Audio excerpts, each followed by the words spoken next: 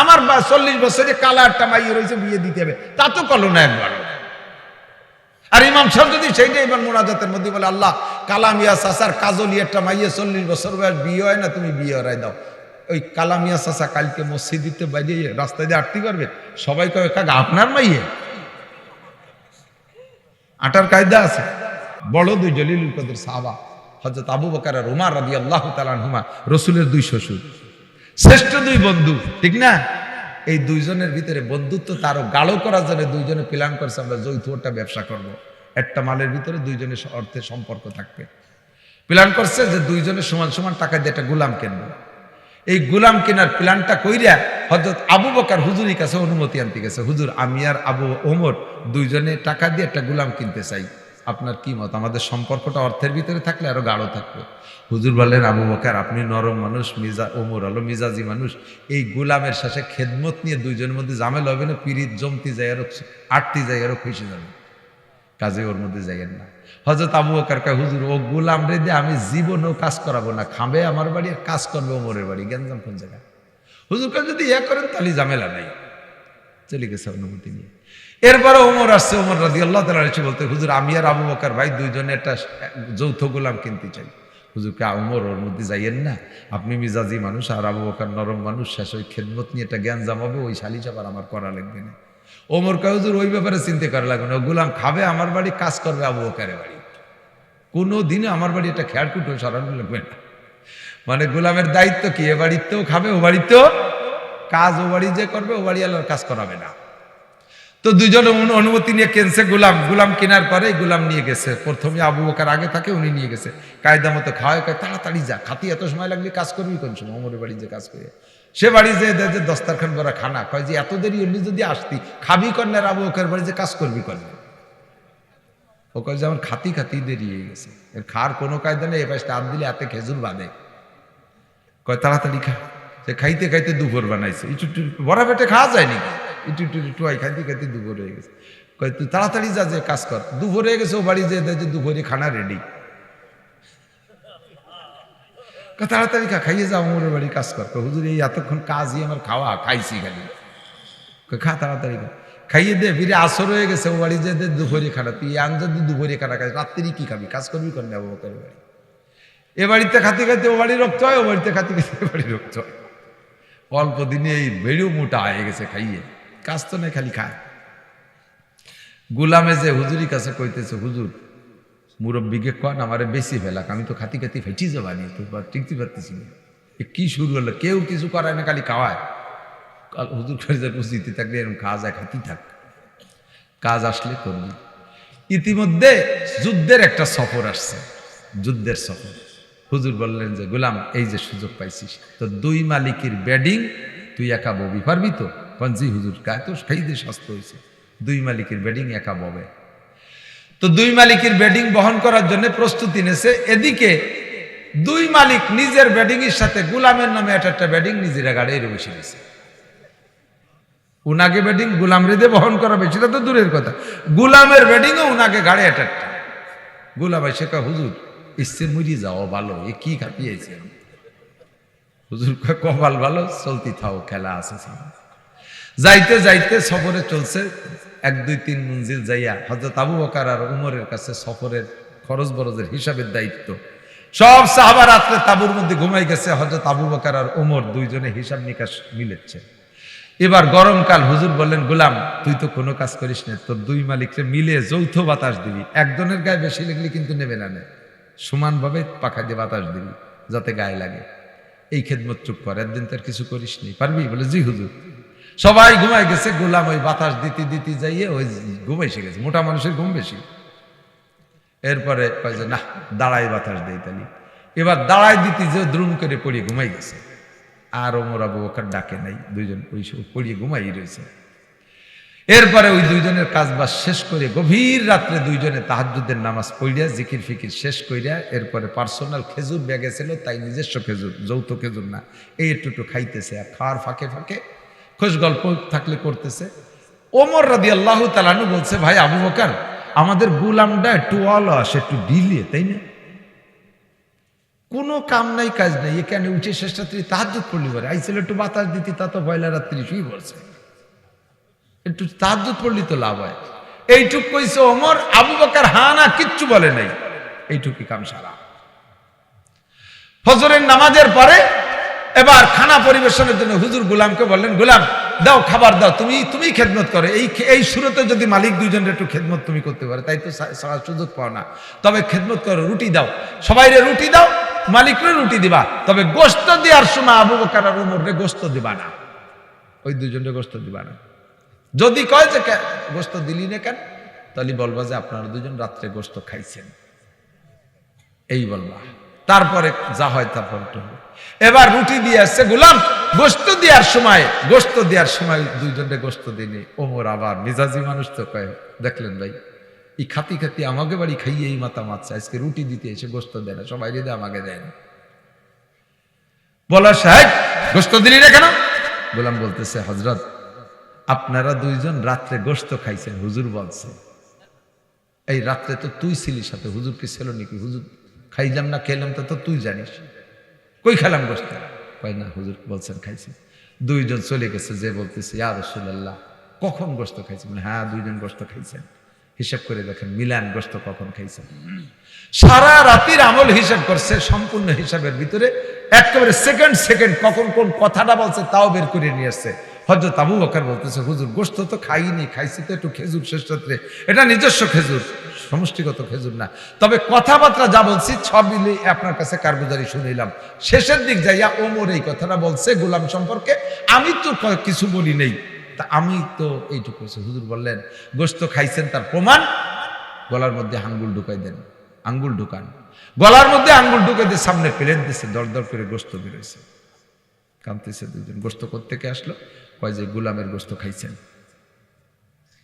কি এত কি করছ, কিভাবে খেলাম? কয় তার গিবত করছেন। আল্লাহ কইছে আইহাব্বু আহাদুকুম আইয়াকুলা লাহমা আকিবাইতান ফাকারিতুমু, তুমি মরা ভাইয়ের গোশত খাইতে পারবো, এই ভাইয়ের গোশত খাইছো, এই গোলামের গোশত খাইছে, যে দেখতে বেরিয়েছে। এই দুইজন কান্না শুরু হচ্ছে, হুজুর তাহলে কি উপায়, হুজুর তাহলে কি উপায়? কান্নাকাটি করতে এরপরে হুজুরের কাছে উপায় চাইলেন। হুজুর বললেন যে গোলাম যদি মাফ করে দেয় তাহলে মাফ। এখন গোলামের কাছে মাফ চাচ্ছে, গোলাম মাফ করে দাও। গোলাম কয় না মাফ করবো না, আমি ঘুমোই রয়েছি, গোলাম মানুষ, আমার ঘুমের মধ্যে আমার গোশত খাইছেন দুই মুরব্বী, কোন অবস্থা মাফ। হুজুর অনুরোধ করে দে, মাফ করে দে। কয় না হুজুর মাফ করেন, যদি আপনি হুকুম করেন মাফ করতে তাহলে মাফ করবো, যদি সুপারিশ করেন তাহলে এটা আমার ব্যাপার, আপনার গোশত খাইনি, কের গোশত খাইনি, আপনার ফ্যামিলি আমার গোশত খেয়ে ফেলেছে, মাফ করবো না। এখন হুজুর বলতেছে, আবু বকর আর ওমরকে বলতেছে, আবু বকর ওমর কিয়ামতে তোমাদের দুইজনকে জান্নাতে যাওয়া ঠেকানোর কোনো বিকল্প নাই, কোনো ব্যবস্থা কোনো কিছুতে তোমাদের জান্নাত ঠেকাইতে পারবে না, এই গোলাম ছাড়া সমাধান দুনিয়া থেকে করে নাও। দুইজন গোলাম রে ধরছে, গোলাম মাফ করে দে। হযরত আবু বকর ওমর বলতেছে, হুজুর এই গোলাম কিন্তু নিষেধ করছিল, সেই ঘোড়ার ডিম কিনিয়েছি, দেখ কত বড় বিপদে পড়ছি, এর কাছে মাফ চাচ্ছি, হান লাভ দেহ, সে মাফই করবে না। হুজুরকে মাফ চেয়ে নাও, পায়ে ধরে মাফ চা, গোলাম মাফ করে দে। কয় না মাফ করবো না, কয় না মাফ করে দে। হুজুরও বলতেছে মাফ করে দাও। গোলামে বলতেছে, হুজুর মাফ তো করবোই, যারা এত যত্ন করছে মাফ তো করবে, একটু শর্ত আছে, আপনি সাক্ষী থাকেন। উন্ডা দুইজন ভেসতে আমার মতো গোলাম ঠেকাতেই পারবে না, উন্ডা ভেসতে চলেই যাবে, উন্ডা যাওয়ার সময় দুইজনে আমার হাত ধরে নিয়ে যাবে, ওয়াদা করুক তাহলে আমি মাফ করবো। গোলাম আটকাইছে জায়গা মতো যাবে। এবার দুইজনে এদিক ওদিক চায়, হুজুরকে মানিয়ে নেও, আর কিছুতে তোমাদের জান্নাত ঠেকাতে পারবো না গোলাম ছাড়া। কথা কতটুক বলেন তো, একটু কথা। ঐতিহ্যবাহী হামিদদি, জান্দি ও গঙ্গাধরদির জনগণের প্রচেষ্টায় প্রতিষ্ঠিত হামিদদি পূর্বপাড়া জামে মসজিদ, কবরস্থান, ঈদগাহ, নুরানি হাফেজিয়া মাদ্রাসা ও এতিমখানা এর উদ্যোগে ৩৭তম বার্ষিক ওয়াজ মাহফিল। অধ্যকার মাহফিলের সম্মানিত সভাপতি হযরতে উলামায়ে কেরাম এতক্ষণ পর্যন্ত বয়ান করেছেন, কালেকশন করেছেন আমাদের ফরিদপুরের গৌরব হযরত মাওলানা মিজানুর রহমান ফরিদি হাফিজাহুল্লাহ ওয়া দামাত বারাকাতুহুমুল আলিয়া। মাদ্রাসার মোহতামেম সাহেব হুজুর, মসজিদের ইমাম সাহেব, কমিটির সকল সদস্যবৃন্দ, প্রাণপ্রিয় দেশবাসী, পর্দার আড়ালে বসে থাকা মা ও বোনেরা, কনকনে শীতের রাত্রে নির্বাচন সবেমাত্র গেল, এত তাড়াতাড়ি আর আশেপাশে কোনো মাহফিল হয় নাই। এই শীতের রাত্রে আল্লাহ পাক রব্বুল আলামিন আমাদেরকে আরামের বিছানা ফেলে রেখে জাহান্নামের প্রচণ্ড আগুন এবং শীতের ভয়ে, দুনিয়ার সামান্য শীতকে তুচ্ছ জেনে জান্নাতের আশায় জাহান্নামের ভয়ে, সওয়াবের আশায় গুনার ভয়ে, হিদায়েতের আশায় গুমরাহির ভয়ে, শিরিক ও কুফর মুক্ত ঈমান গড়ার লক্ষ্যে বিদআত মুক্ত সুন্নতি আমলের প্রশিক্ষণ দেওয়ার জন্য আল্লাহ পাক এই জান্নাতের বাগানে আমাদেরকে ডেকে নিয়ে আসছেন। এজন্য সকলে আন্তরিকভাবে খুশি হয়ে শুকর আদায় করি আলহামদুলিল্লাহ।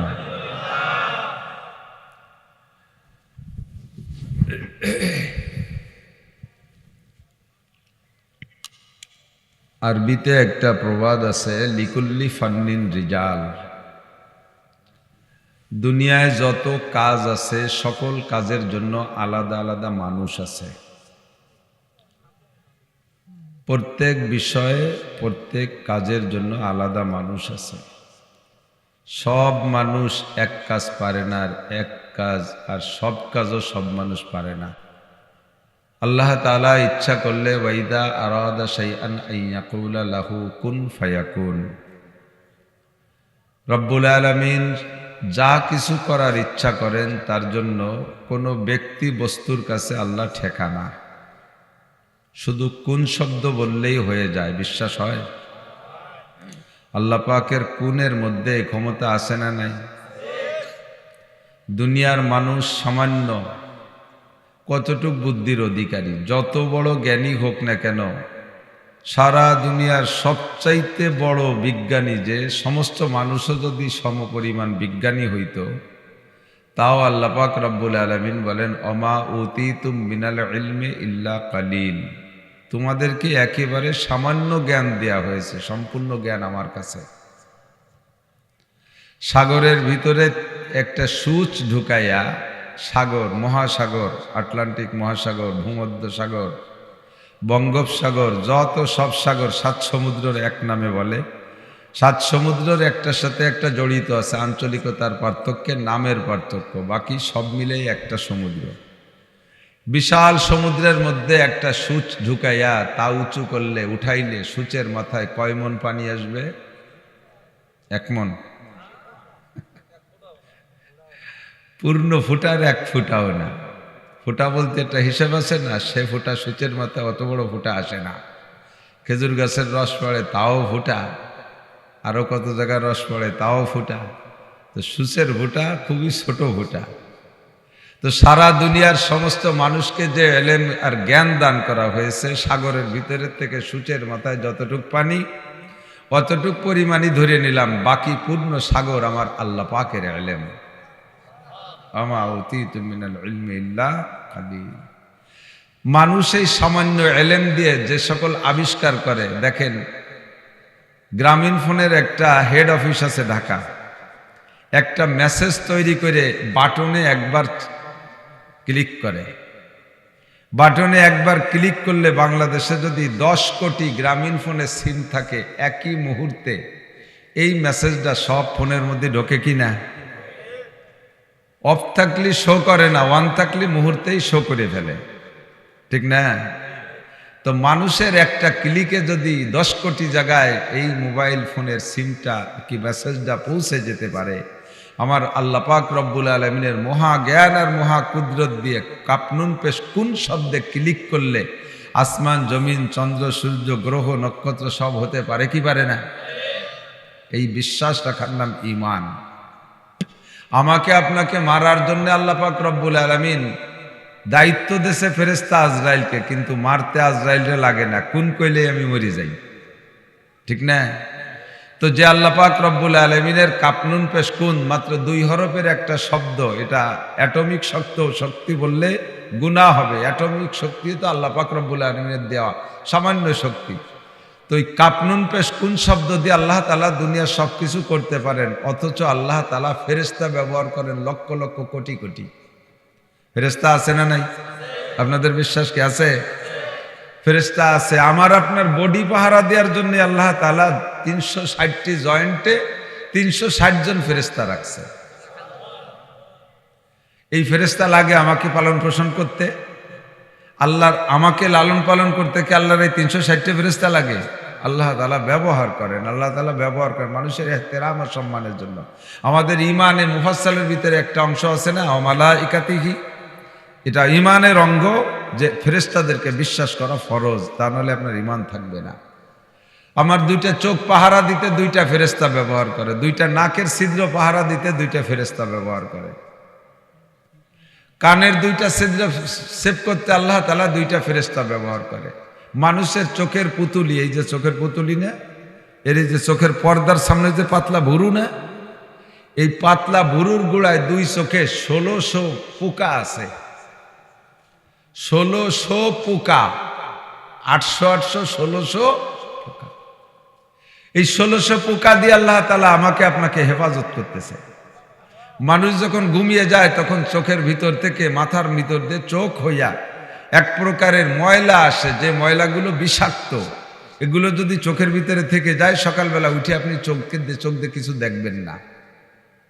এই চোখের ভিতর থেকে বের হয়ে আসা ময়লা পরিষ্কার করার জন্য আল্লাহ তাআলা 2 চোখে 1600 পোকা সেট করে রাখছে। পোকাগুলো আবার দেখতে এত বিশ্রী, যদি মূল বডি দেখতেন তাহলে চোখ খুঁজে ফেলতেন যে এমন পোকা চোখে রাখা ঠিক হবে না, কালিগুলি চোখই ফেলাই দিই। গাছের ভিতরে পায়খানার ভিতরে পোকা আছে না, ওই রকম তার বডি কোয়ালিটি, অনুবীক্ষণ যন্ত্র দিয়ে দেখলে দেখা যায়। এই বিশ্রী 1600 পোকা দিয়ে আল্লাহ তাআলা আপনার 2টা চোখে হেফাজত করে। এরা রাতভর চোখের থেকে বেরিয়ে আসা ময়লা খায়।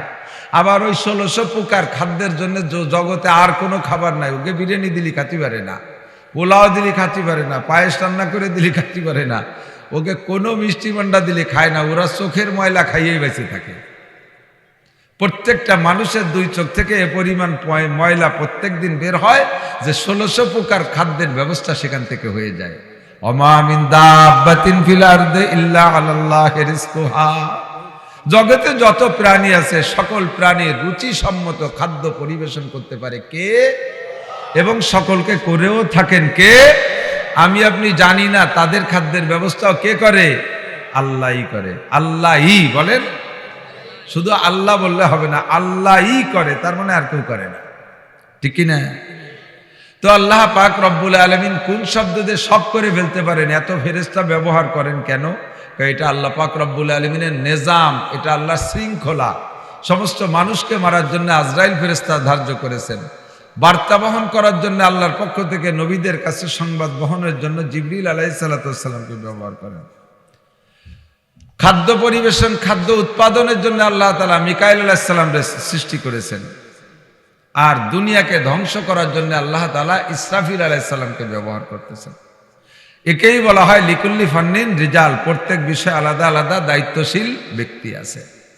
যাকে যে কাজে দায়িত্ব দেওয়া হয়েছে সে সেই কাজই করে। মানবকুলের ভিতরে দেখেন বহু কাজ।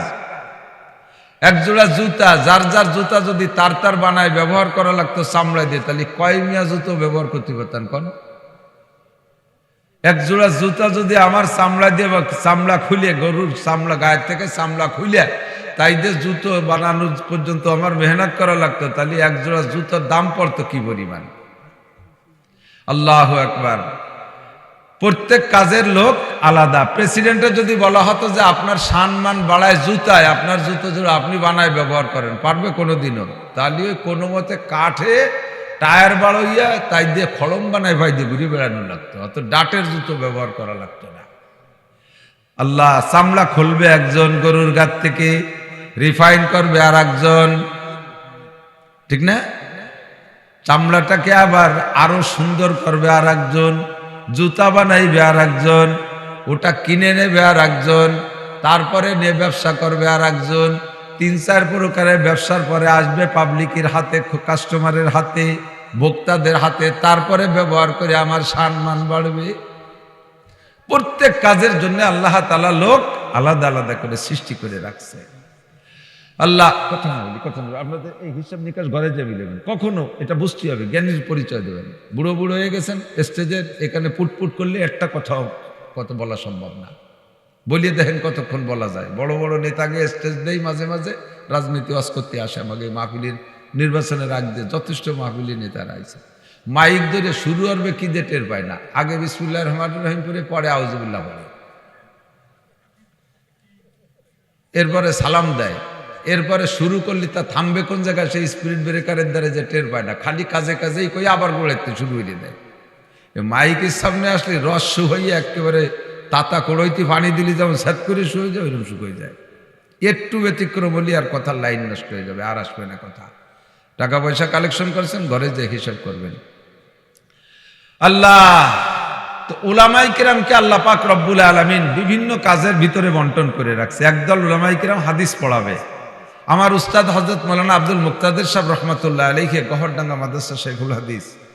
আমরা পড়েছি মুসলিম শরীফ। মুসলিম শরীফ 30 পারা, কোরআন শরীফের মতো মুসলিম শরীফও 30 পারা, বুখারী শরীফও 30 পারা, আবু দাউদ শরীফ 32 পারা, এভাবে পারা বন্টন আছে। তো আমার মুসলিম শরীফ হুজুর, আমার হুজুর মুসলিম শরীফ একাই 30 পারা পড়াইতেন, আর সব কিতাব ভাগ করা ছিল। পড়াইতে পড়াইতে মনে হয় 40 বছর পড়াইতে পড়াইতে মুসলিম শরীফ মুখস্থ হয়ে গেছে। ওনাকে বলা হতো গহরডাঙ্গা মাদ্রাসার চলতি লাইব্রেরি। যে কোনো কিতাবের থেকে বললে বরিশালে হুজুর বলতে পারতেন। এ যুগের আল্লামা আনোয়ার শাহ কাশ্মীরি বহুত বড় আলেম ছিলেন। কিতাব যখন পড়াইতেন, হাদিস মুখস্থ, সব কিতাবের তাকরীর হাওলা সহ সুন্দর বলতেন। কিন্তু 5 জন মানুষ পাবলিক সামনে করে যদি ওয়াজে উঠাই দেওয়া হতো, হুজুরকে আমি আলহামদুলিল্লাহ ভুলিয়ে যাইছে সুবা, কিছু করতে পারি না। পাবলিক দেখলে আমি সব কোরআন হাদিস ভুলিয়ে যাই। আবার আমাদের মতো মূর্খ মানুষ, লেখা জানি না, পড়া জানি না, লাখ লাখ মানুষকে সামনে বসায় দিলে আল্লাহর রহমতে 1.5-2 ঘন্টা সর্বশ্রেণীর মানুষকে বসায় রাখতে পারি। এই জন্য আল্লাহ তাআলা এটা ভিন্ন যোগ্যতা দান করে। কেউ রেদে হাদিস পড়াচ্ছে, কেউ রেদে মুহতামিমি করাচ্ছে, কেউ রেদে নুরানি পড়াচ্ছে, কেউ রেদে হেফজ পড়াচ্ছে, কেউ রেদে আল্লাহ তাআলা লেখাচ্ছে। সুন্দর বড় বড় আজিবুসান বই লিখে বেলাইছে, ধর্মীয় বইগুলো। অথচ সেই লোকটা 10 মিনিট মানুষের সঙ্গে কথা বলতে পারে না। তার বই পড়ে আমরা ঘন্টার পর ঘন্টা ওয়াজ করতে পারি, অথচ আমরা এক লাইনও লিখতে পারি না। হারগুলেরা রঙ্গ বইয়ে দেগারাজ, প্রত্যেক ফুলের রঙ ও ঘেরান আলাদা। এবার যারা বয়ান করতেছে, এক একজনের এক এক ধাস। কেউ কান্নাকাটির বয়ান করে, কেউ সুন্দর সুন্দর মাসআলা মাসাইল বলে, সুর নাই তাল নাই। হাওলা দিয়ে আরিফ বিন হাবিব কিভাবে আল্লাহ তাআলা তার জীবন্ত কম্পিউটার বানাইছে, সমস্ত হাদিসের হাওলা, পৃষ্ঠা, হাদিস নাম্বার সব বলতে পারে।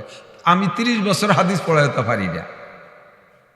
সুন্দর সুন্দর বয়ান করে। হাফিজুর রহমানকে আল্লাহ তাআলা কণ্ঠ দিয়েছে সুন্দর। ইলিয়াসুর রহমান জিয়াদারি আল্লাহ তাআলা এক কৌশল দিয়েছে, সে কান্দে কাটিয়ে একেবারে এড়ই ফেড়ে নেই, মা কয়ে কান্দে দিলি সবাই কান্দে। আমি মারলিও কেউ কান্দে না। আমার ওয়াজের শুরুতে পারে দেখি এইসব আইচি দেয়, তা কি আর এ আল্লাহ তাআলা এক একজনকে এক এক হারগুলেরা রঙ্গ বইয়ে দেখারাস, প্রত্যেক ফুলের রঙ ও ঘেরান আলাদা। আমরা বয়ান যে যেটুক করি, যার যার বুঝ নিয়ে করি, প্রত্যেকের এক একটা ফিকির থাকে যে আমি এই বিষয়টা উম্মতকে বুঝাবো। আমাকে আল্লাহ তাআলা হাদিস ক্লাসের ময়দান থেকে এখানে নিয়ে আসছে, একেবারে ছুটে আসি নাই। আমি বছরে 6 মাস হাদিস পড়াই, তাফসীর পড়াই মাদ্রাসায়। মাহফিল যখন ভরপুর শুরু হয়ে যায়, তখন মাদ্রাসার কিতাব পড়ানোর নিয়ম হলো, যা আজকে পড়াবো তা গত রাত্রে সম্পূর্ণ নিজের আগে পড়তে হবে। তাকে আরবিতে বলে মুতালা।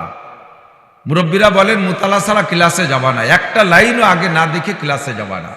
আমাদের আগে পড়া লাগে। যদি দিনে 2 ঘন্টা পড়াই, রাতের বেলা 6 ঘন্টা নিজের পড়া লাগে। এখন এই মাহফিলের সময় পারি না পড়তে, নিজেও সময় পাই না, বিদায় আমি এই সময় পড়াই না। আমার পড়ানোটা আমি আগেই পড়াই রাখি।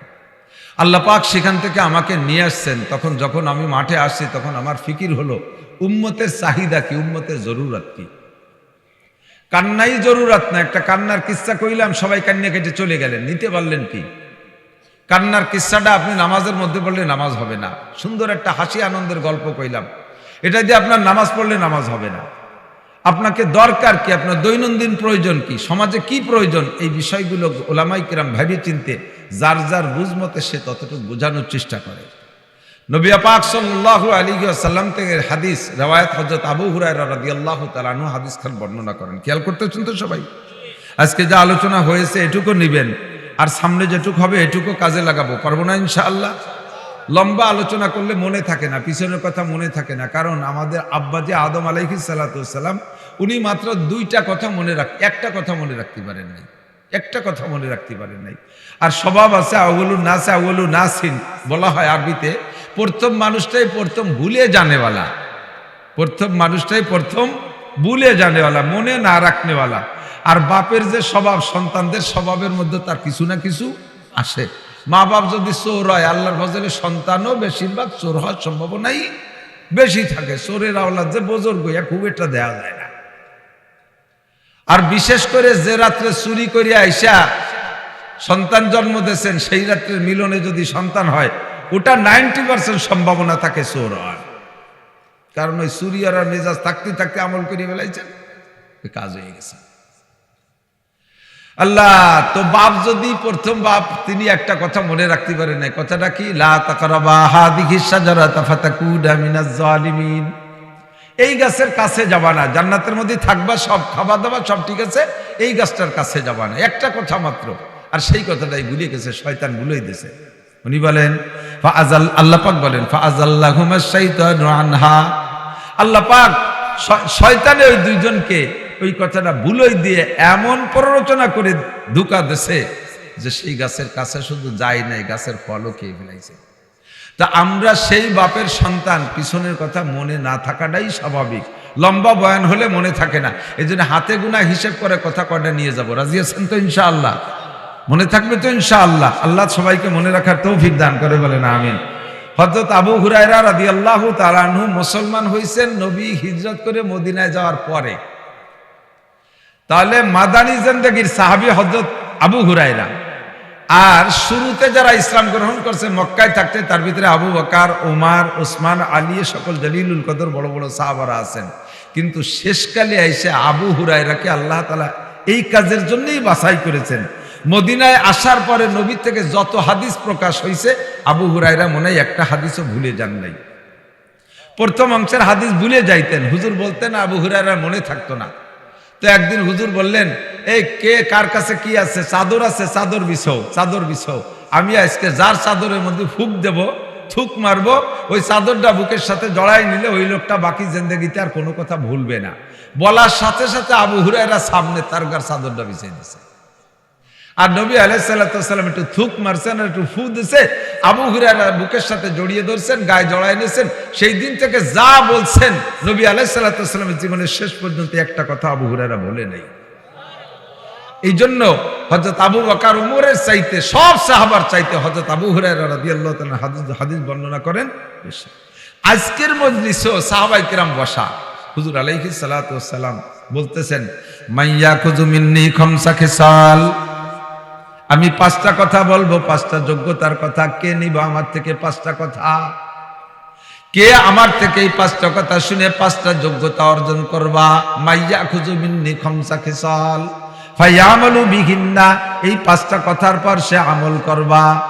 আও ইউআল্লিমু মাইয়ামালু বিহিন্না, অথবা নিজে আমল করবা তো করবা, অথবা অন্য কেউ শিখাই দিবা, তারা শুনে তোমার কথার পর আমল করবে। আমি আপনাদেরকে এই কথাগুলো বলি, 5টা কথা, মেলা কথা না। কয়টা? মস্ক করেন, কয়টা? 5টা কথাও অনেক কথা না, 5টা কথা মনে রাখবেন, নিজে আমল করার চেষ্টা করবেন। সাহাবায়ে কেরামদের স্বভাব ছিল সামিনা ওয়া আতানা, যতটুক শুনবো ততটুক আমল করব। সাহাবা আসছে নবী পাকের কাছে, ইয়া রাসূলুল্লাহ আল্লিমনিল ওযু, হুজুর আমারে ওযু শিখাই দেন। নবী পাক ওযু শিখাই দিয়া এরপরে সাহাবার ভাব গতি ভালো বুঝা একটু গোসলের মাসালা বলার চেষ্টা করতেছেন। ওযু তো শিখেছি, এবার গোসল শিখে নাও। সাহাবী বললেন, না হুজুর আজকে আর নেব না, আমি ওযুটা শিখেছি, ওযুর পর আমি মস্ক করি। ওযুর অভ্যাস, ওযুর মাসালাগুলো আমার ভালো করে ইয়াদ হয়ে গেলে, প্র্যাকটিসের মধ্যে এসে গেলে তারপরে আমি গোসলের মাসালা নেব। ওযুটা যখন আমলে পরিণত হয়ে গেছে, ওযুর মাসালা মুখস্থ হয়ে গেছে, এরপরে কয়েকদিন পরে শেখাই, ইয়া রাসূলুল্লাহ আল্লিমনিল গোসল, আমার এবার গোসল শিখাই দেন। গোসল শিখানোর পরে যদি আরো একটা মাসালা হুজুর বাড়াইতে গেছেন, সাহাবী বলেন না হুজুর আমি গোসলটাকে প্র্যাকটিস করি, এইটার পর আমল ঠিক হয়ে গেলে নতুন মাসালা নেব। ওইটা ঠিক হয়ে যাওয়ার পরে ইয়া রাসূলুল্লাহ আল্লিমনি তায়াম্মুম, আমারে তায়াম্মুম শিখাই দেন। তায়াম্মুমের মাসালার পর আমল ঠিক হয়ে গেলে আল্লিমনি সালাত, আমারে নামাজ শিখাই দেন। আল্লিমনি তিলাওয়াত, আমারে তিলাওয়াত শিখাই দেন। আল্লিমনিল কুনুত, আমারে দোয়া কুনুত শিখাই দেন। আল্লিমনি তাশাহুদ, আমারে তাশাহুদ শিখাই দেন। যেটা শিখতে আসছেন ওইটা শিখছেন, আর ওইটার পর যখন আমলে পরিণত হয়ে গেছে, অভ্যাস ঠিক হয়ে গেছে, তারপরে নতুন মাসালা শিখতে আসছি। আর আমাদের সভা হুজুর এক রাত্রে সব বলে দেন, ইনশাআল্লাহ আমরা একটা আমল করার নিয়ত নাই। রাতভর পড়ান, শুনতে ভালো লাগতেছে, যুক্তি আছে, হাসি আছে, আনন্দ আছে, কান্না আছে, বলতেই থাকেন। আমরা গতবার এগুলো আমল করি না, ইনশাআল্লাহ আজও আমল করবো না, খালি খালি কম শুনবো কে। এই অভ্যাসের কারণে আমাদের উন্নতি অগ্রগতি নাই। আজকের পাঁচটা কথা মনে থাকবে তো ইনশাআল্লাহ? নেবেন তো ইনশাআল্লাহ? আমল করা যাবে তো? আমি নিজে আমল করতে পারি না, এই জন্য ভয় লাগে। নবী পাক আল্লাহ পাক নিজে নিষেধ করেছেন, লিমা তাকুলুনা মা লা তাফআলুন, তুমি যে কথাটা আমল করো না, ওই কথাটা তুমি বলো কেন? যেটা তুমি আমল করতে পারো না ওইটা তুমি বলো কেন? নবী পাক বলেন, রাআইতু লাইলাতা উসরিয়া বি আশরা মারারতু লাইলাতা উসরিয়া বিল কওমিন তুকরাজু শাফাহুম বিমাকারিজা মিনান নার। মেরাজের রাতে আমি জাহান্নামের মধ্যে ঢুকছি, ঢুইকা দেখি এক শ্রেণীর মানুষ, চেহারা বড় সুন্দর, মনে হয় যেন এই মানুষগুলো জান্নাতি হওয়া দরকার ছিল, অথচ এই মানুষগুলোকে জাহান্নামের ভিতরে একেবারে প্রথম চান্সে গেট দিয়ে ঢুকে এই মানুষগুলোকে দেখলাম তাদের ঠোঁট আগুনের কেচিতে কাটা হচ্ছে। এই মানুষগুলোর চেহারা যা বাহ্যিক ভাবে দেখে আমার মনে হয় এরা জান্নাতি হওয়া দরকার ছিল, কিন্তু মানুষগুলো জাহান্নামী তো জাহান্নামী, অন্য কোন শাস্তির চাইতে অপমানজনক শাস্তি হচ্ছে, তাদের ঠোঁট আর জিহ্বা আগুনের কেচিতে কাটতেছে। আমি দেখে জিব্রাইলকে জিজ্ঞেস করলাম, জিব্রাইল মান হাউলাই, এরা কারা? জিব্রাইল কয়, হুজুর হাউলাই খুতাবা উম্মতিকা, এরা সাধারণ মানুষ না, এরা শ্রোতা না, এরা মসজিদের সাধারণ মুসল্লি না, এরা অন্য কোনো গ্রুপ না, এরা হলো উম্মতের বক্তারা, উম্মতের বক্তারা। হুজুর বললেন, আমার বক্তাদের এই শাস্তি কেন? ইয়াকুলুনা মা লা ইয়াফালুন, বয়ান করতো কিন্তু নিজে আমল করতো না। বয়ান করা বড় সহজ, মাইক পাইছি ভালো, লাইট পাইছি ভালো, পরিবেশ পাইছি ভালো, শ্রোতা পাইছি ভালো, ঝাঁকানাকা বয়ান করে দিয়ে গেলাম। বয়ান করা বড় সহজ, কিন্তু আমল করা বড় কঠিন। তাহাজ্জুদের বয়ান করা সহজ, তাহাজ্জুদের ফজিলত বয়ান করলাম। শেষ রাত্রে, শীতের রাত্রে গায়ের থেকে লেপ কম্বল সরাইয়া উঠাইয়া ফেলাই দিয়া ঠান্ডা পানি দিয়ে ফরজ গোসল হইলে আদায় করা, বা ফরজ ওযু আদায় কইরা শেষ রাত্রে তাহাজ্জুদ পড়া বড় কঠিন। তাহাজ্জুদের বয়ান করা সহজ, তাহাজ্জুদ পড়া বড় কঠিন। আবিনের বয়ান করা সহজ, বয়ান আমল করা বড় কঠিন। যাকাতের বয়ান করা সহজ, যাকাত দেওয়া বড় কঠিন। দানের বয়ান করা সহজ, নিজের পকেটেতে টাকা বের করা বড় কঠিন। কতক্ষণ ঠিক ঠিক না? ইয়াকুলুনা মা লা ইয়াফালুন, বক্তা বয়ান করতো, ফরজের পর্দার বয়ান করতো, অথচ বক্তা নিজে পর্দা করে না। বক্তা সুন্নতের বয়ান করে, বক্তার মুখে সুন্নতি দাড়ি নাই। বক্তা জামাতে নামাজের বয়ান করে, বক্তা সুযোগ পাইতে জামাতে নামাজ পড়ে না, ইচ্ছাকৃতভাবে জামাত ফেল করে, ইত্যাদি ইত্যাদি দোষের কারণে আপনার বক্তাদের এই ঠোঁট আর জিহ্বা আগুনের কেচিতে কাটা হচ্ছে। এই জন্য বলতেও ভয় লাগে। আমি ইচ্ছা রাখি, আমি নিজে ইচ্ছা রাখি, আমার বয়ান যেমন আপনারা শুনতেছেন, আমার বয়ানে আমিও শুনতেছি, বরঞ্চ আপনাদের চাইতে আমি শুনতেছি আগে। আপনাদের মুখ আপনাদের কান আমার মুখ থেকে বেশ খানিক দূরে, আর আমার কান আমার মুখের থেকে মাত্র 5-6 আঙ্গুল দূরে। কাজে আমি আপনাদের চাইতে আগে শুনি। আমি দোয়া করি যেন আল্লাহ আজকের এই 5টা কথার পর আমি আমল করতে পারি, 5টা কথার পর যেন আমি আমল করতে পারি। আপনারা কি নিয়ত করতে পারেন? ইনশাআল্লাহ আমল করবই। হযরত আবু হুরায়রা রাদিয়াল্লাহু তাআলা আনহু হাদিসের বর্ণনাকারী, উনি আজকের মজলিস উপস্থিত আছে, সব জায়গায় আগে থাকে। হুজুর বললেন, মাইয়া খুযু মিন্নি খামসা খিসালিন ফায়ামালু বিহিন্না, আমার থেকে 5টা কাজের কথা কে নিবা? নিজে আমল করবা, আও ইউআল্লিমু মাইয়া আমালু বিহিন্না, অথবা চায়ের দোকানে বসো, চা স্টলে বসো, গল্পের মজলিসে বসো, দুনিয়ার পচা দরবার বাদ দাও। আমাদের দেশের চার দোকানগুলো হইছে মিনি সংসদ ভবন। সুবহানাল্লাহ।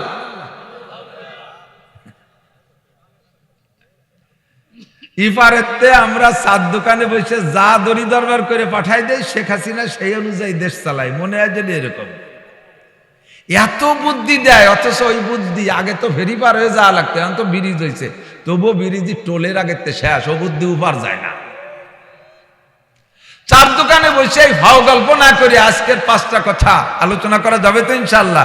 নবী বলতেছেন ইয়াল্লিমু মাইয়ামালু বিহিন্না, নিজে আমল করবে অথবা অন্যকে শিখাবে, তারা কথাগুলোর পর শুনে আমল করবে। লাভ কি শুনে নেনে দিক তাকান। আমি বয়ান করি, আমি নিজে আমল করার নিয়ত রাখি, পাশাপাশি আদাল্লুল খায়রে কাফাইলিহি, সৎ কাজের পথ দেখাইলে ওই দেখানো পথ অনুযায়ী যেই লোকগুলো আমল করবে তারা আমল করে যে নেকি পাবে, পথ দেখানোওয়ালা সমপরিমাণ নেকি পাইবে। ওয়ালা ইনতাকাসু মিন উজুরিহিম শাইআ, তাদের আমলের থেকে কোনো নেকি কমবে না। আপনি আপনার আরেকজনকে পথ দেখাইলেন, সে আমল করলো, ওই লোক আমল করে যে নেকি পাবে, আপনি পথ দেখানোওয়ালা আপনি সেই নেকি পেয়ে যাবেন, অথচ তার একটা নেকিও কমবে না। কন্যা সুবহানাল্লাহ। আর একটা কথা ফাঁকে বলে নেই, রমজান মাস আসতেছে তো, আর মাত্র 2 মাস 4 দিন পরে, আজকে 26-27 রজব জমাদার সানি চলে গেল, আর 3-4 দিন পরে রজবের চাঁদ উঠবে।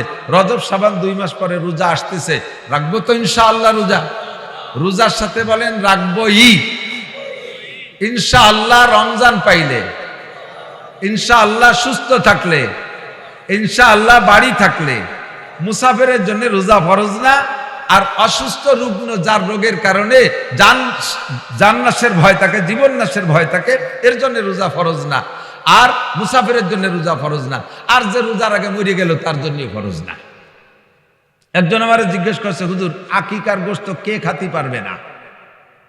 আকিকা করে না, আকিকার গোশত কে খাইতে পারবে না? তা আমি বললাম যে আকিকার গোশত মরা মানসি খাতি পারবে না। কথা কর না কেন?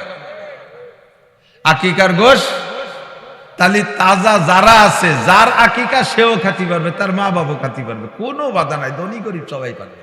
তাহলে এক কথায় সেরে দিতে হবে না? ও জিজ্ঞেস করছে আকিকার গোশ কে খাতি পারবে না? খালি মরা মানসি খাতি পারবে না। রমজানের রোজা রাখবো, রমজান পর্যন্ত বেঁচে থাকলে, মরে গেলে তো রাখা লাগবে না। তাহলে ইনশাআল্লাহ শব্দটা সম্পর্ক হায়াতের সাথে। ইনশাআল্লাহ যদি হায়াত পাই, ইনশাআল্লাহ যদি সুস্থ থাকি, ইনশাআল্লাহ যদি রমজান পাই, হ্যাঁ, তাহলে রোজা রাখবো, রোজা রাখবো। ঠিক আছে, রমজান মাসে রোজা রাইখা আপনি রোজা রাখছেন, আপনার তো আল্লাহ তাআলা ভরপুর নেকি দিবে। এবার আপনারে যদি কোনো ব্যক্তি দাওয়াত দেয় ইফতার করার, যদি কোনো ব্যক্তি ইফতার করায়, হাদিসে আসছে কোনো ব্যক্তিকে যদি ইফতার করায়, তাহলে ওই লোকটা রোজা রেখে যে নেকি পাইছে, ইফতার করানেওয়ালা সমপরিমাণ নেকি পেয়ে যাবে। এই ভয়ে রমজান মাসে অনেকেই রোজা রেখে আর একবারই ইফতারির দাওয়াত খাতি চায় না। 17 ঘন্টা রোজা রেখে নেকি কামাই করলাম, কষ্ট করলাম আমি, আর উনি দুটিয়ে ডাইল ভাত খাইয়ে নেকিটুক নিয়ে যাবে। বাবা আমি রোজা ইফতারি খাবো না, ইফতারি পরে যাবানি। বয়তে যে ওই বাড়ি যে ইফতার করলে তারে রোজার নেকি দেওয়া হয়ে যায়। এ জায়গা আপনার লাভ কি জানেন? ওই বাড়ি ইফতার করলে ওই লোকটা ইফতার করাইয়া যে নেকি পাইছে, তার চেয়ে আপনি তার বাড়ি খাইয়ে বেশি নেকি পাবেন। এটা আপনার জানা নাই, আমি বলে দেই। আপনি একটু ওই বাড়ি ইফতার খাওয়ার সময় ইকরামের নিয়ত করবেন। কি নিয়ত? কি ইকরাম? যে আমার ভাই আমারে ইফতার খাওয়াইয়া সে নেকির আশা করতেছে, কাজে আমি তারে নেকি দিয়ার ইকরামের নিয়ত রাখলাম। আমি তার বাড়ি খাবো, তার নেকি হবে, এটা ইকরাম না? তারে উপকার করে না? ইকরাম মানে উপকার করা। তারে এই উপকার করার নিয়তে তার বাড়ি খাবেন। আর হাদিসে আসছে কোনো ভাইকে যদি ইকরাম করে, ন্যূনতম ছোট ইকরামও করে, আল্লাহ তাআলা তাকে একটানা 10 বছর ইতিকাফের সওয়াব দেয়। আপনি তার বাড়ি ইফতার করে ইকরামের নিয়তে ইফতার করলেন, সে পাইলো একটা রোজার নেকি। এদিকে ওয়ালা ইনতাকাসু মিন উজুরিহিম শাইআ, আপনার রোজার থেকে একটু কমবে না, তাকে আল্লাহ তাআলা অতিরিক্ত একটা রোজার নেকি দান করবে। ফাঁকে আপনি তার বাড়ি ইফতার খাইয়ে ইকরামের নিয়তের ওসিলায় আপনি 10 বছর ইতিকাফের নেকি নিয়ে বাড়ি আসলেন। কি কায়দা চিন্তা করতে পারেন? কাজেই আপনি যে মাসালাটা শুনবেন, শিখেবেন, 4 দোকানে যে 5টা কথা গল্প করবেন, এই 5টা কথার পর যদি একটা লোক একটা কথার পর আমল করে, তাহলে আপনি ওই আমল পরিমাণ নেকি আপনিও পেয়ে যাবেন। ওই লোকটার কোনো কমতি হবে না, ওই লোকটার কোনো কমতি হবে না। ফাকাল আবু হুরায়রা, قال رسول الله صلى الله عليه وسلم من يأخذ مني خمس خصال, আমার থেকে পাঁচটা কথা কে নিবা, মাইয়ামালু বিহিন্না, নিজে আমল করবা, আও ইউআল্লিমু মাইয়ামালু বিহিন্না, অথবা যারা আমল করতে চায় তাদেরকে শিখাই দিবা, তারা কথাগুলোর পর আমল করবে, পারবা। বলার সঙ্গে সঙ্গে ফাকাম আবু হুরায়রা ফাকালা আনা ইয়া রাসূলুল্লাহ, সঙ্গে সঙ্গে সবচাইতে আগে দাঁড়াই গেলেন আবু হুরায়রা আর বললেন, হুজুর ওই পাঁচটা কথা আমি নেব, পাঁচটা কথা আমি নেব। আমি একটু বলতেছি, আমি যে পাঁচটা কথা বলবো কে নেবেন, এর ভিতরে কে আগে হাত উঠাইতে পারবেন? আঙ্গুল ফাঁকা ফাঁকা করেই দাঁড়া, নেবেন ইনশাআল্লাহ? আগে পিছে হয়ে গেছেন, তারপরে সবাই তো হাত উঠাইছি। আল্লাহ সবাইরে নেয়ার তৌফিক দান করে। আবু হুরায়রা আঙ্গুল উঁচা করে বললেন, হুজুর আমি নেব পাঁচটা কথা। এবার আবু হুরায়রা বলেন, ফাকাদা বিয়াদি, হুজুর আবার হাত কান ধরলেন, এক হাত ধরলেন, ফাআদ্দাহুন্না ফিহা, হাতের মধ্যে পাঁচটা কথা আছে না নাই? পাঁচটা আঙ্গুলের মধ্যে পাঁচটা কথা, পাঁচ আঙ্গুলের মধ্যে পাঁচটা, পাঁচটা আঙ্গুল এক ধারসে গুনতে গুনতে যায়। বাংলাদেশের ভিতরে সবচাইতে ঝামেলাওয়ালা আঙ্গুল কোনটা? বিদেশে আবার এই আঙ্গুলির ভারী দাম। একবার যদি দেখায় তাহলে হলো গুড, ভেরি গুড, আর দুই আঙ্গুল দেখাতে পারলে double very good, very very good. আর বাংলাদেশে এক আঙ্গুল দিলি এক ঘুষি, দুটিয়া দেহালি বাড়া মাথায় বাড়ি। বাংলাদেশে বুড়ো আঙ্গুলির তর্জমা হলো অন্য কিছু, বলা যাবে না, ঠিক না? তুই এই মুরব্বী, এর নাম কি? আমাকে দেশে কি কয়, বুড়ি আঙ্গুল কয় নাকি? বুড়ো আঙ্গুল। বুড়ো মানে কি? সবাই বয়সী। তাহলে পাঁচটা আঙ্গুলির মধ্যে কি এটার বয়স বেশি নাকি? একই সাথে তো সব কটা হলো, তাই না? বুড়ো কে? এটা খাটো, বুড়ো হয়ে খাটো হয়ে গেছে। বাহ্যিক ভাবে দেখতে একটু মুরব্বী মুরব্বী মনে হয়, আর যত মুরব্বীর মধ্যে ঝামেলা, এর মধ্যে ঝামেলা। বুড়ো আঙ্গুল দেয়ালি চর্বনাথ মাথা বাড়ি। এক পেজটা ধরলেন হুজুরে, বুড়ো ডারে ধরলেন এক নম্বরটা, ফাআদ্দাহুন্না ফিহা, হাতের মধ্যে পাঁচটা গুনিয়ে দিয়ে বললেন, এক নম্বরে এইটার ভিতরে ঝামেলা, এইটার মধ্যে বুড়োটা বাংলাদেশের তর্জমায় আমার মনে হয় হুজুর কইছে, এই বুড়োটার মধ্যে ঝামেলা, বিপদ এইটার ভিতরে। হুজুর বলেন, ইত্তাকিল মাহারেম, এক নম্বর হলো তুমি যত প্রকার হারাম কাজ আছে ছাড়িয়া দাও, যত প্রকার হারাম কাজ আছে ছেড়ে দাও। ইত্তাকিল মাহারেম, কি হবা তুমি? তাকুন আবাদান নাস, তাহলে তুমি হবা সবচাইতে বড় আবেদ, সবচেয়ে বড় বুজুর্গ, সবচেয়ে বড় ইবাদত গুজার। আল্লাহু আকবার। কথা ছোট, কাজ মেলা বড়। শিক্ষিত মহল যারা, তারা আমারে সহযোগিতা করবেন। লেখাপড়া যারা করছেন, পরীক্ষা নিরীক্ষা জীবনে 2-4টা পরীক্ষা দিয়েছেন, তারা জব দিতে পারবেন। পরীক্ষার পারচায়, পরীক্ষার প্রশ্নপত্রে প্রশ্নগুলো সিরিয়াল ধরে লেখা থাকে। দেখবেন যেই প্রশ্নটা, প্রশ্নের বডি ছোট, প্রশ্নের বডি ছোট, ওর উত্তর কিন্তু, অ্যান্সার কিন্তু বড় হয়। কতক্ষণ? প্রশ্ন যদি ছোট হয়, অ্যান্সার, যেমন আমি বলে দেই, ছোট্ট 2 কথার মধ্যে প্রশ্ন, একটা প্রশ্ন, পুরো বইতে যাহা কিছু আছে সব লিখিয়া দাও। এক লাইনই প্রশ্ন শেষ না, লিখতে 6 মাস লাগবে। আর প্রশ্ন যদি বড় হয়, উত্তর ছোট হয়। বই রে বই ছাপাই দিয়ে বললো, এই বইতে যাহা আছে সত্য না মিথ্যা? সত্য লিখে দিল, এটা ঠিক দিয়ে তুলি হয়ে গেল, ঠিক না? প্রশ্ন যদি ছোট হয়, অ্যান্সার বড় হয়। আল্লাহ নবী বলেন নাই, বেশি বেশি নামাজ পড়ো সবচেয়ে বড় আবেদ হবা, বেশি বেশি তেলাওয়াত করো সবচেয়ে বড় আবেদ হবা, বেশি বেশি তাহাজ্জুদ পড়ো, বেশি বেশি তাবলীগে যাও, বারবার হজে যাও, বছরে বছরে হজে যাও, বছরে 2 বার উমরায় যাও, ডেলি 10 ঘন্টা জিকির করো, বছরে 5 বার চরমুনায় যাও, বছরে 3-4 চিল্লা দাও, তাহলে সবচেয়ে বড় আবেদ হবা। আল্লাহ নবী এ কথা বলেন নাই। নবী বলছেন মারাত্মক একটা কথা, ছোট্ট কথা, ইত্তাকিল মাহারেম, যত হারাম কাজ আছে এগুলো ছেড়ে দাও। তাকুন আবাদান নাস, তাহলে হবা তুমি সবচাইতে বড় আবেদ, সবচেয়ে বড় আল্লাহ ওয়ালা, সবচেয়ে বড় বুজুর্গ হইবা। এ বন্ধু আমার, যুবক, নেকির কাজ করা সহজ, গুনার অভ্যাস থাকলে ছাড়া বড় কঠিন। কতক্ষণ? নেকির কাজ করা সহজ, নামাজ পড়ার অভ্যাস নাই, হাত ধরে টাইনে মসজিদে নিয়ে গেলাম, অজু গোসল আছে না আছে, সাথে সাথে কয়টা সিজদা দিয়ে চলে আসলা, অথবা লুঙ্গি মুঙ্গি পাল্টাইয়া, কাপড় চোপড় পাল্টাই মসজিদে নিয়ে গেলাম, নামাজ পড়া সহজ।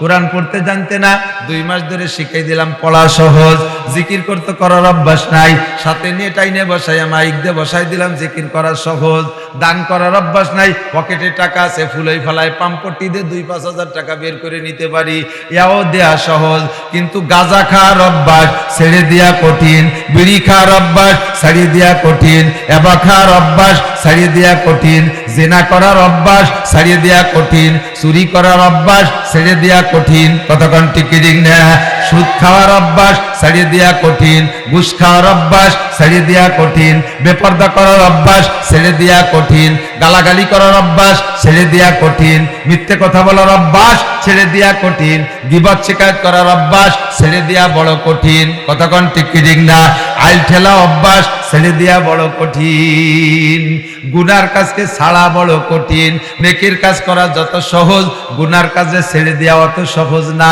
এই জন্যই নবী বলেন, ইত্তাকিল মাহারিমা তাকুন আবাদান নাস, যত প্রকার হারাম কাজ আছে ছেড়ে দাও, তাহলে তুমি হবে সবচাইতে বড় আবেদ। আল্লাহ পাকও বলেন, বান্দা ইন তাজতানিবু কাবাইরা মা তুনহাউনা আনহু।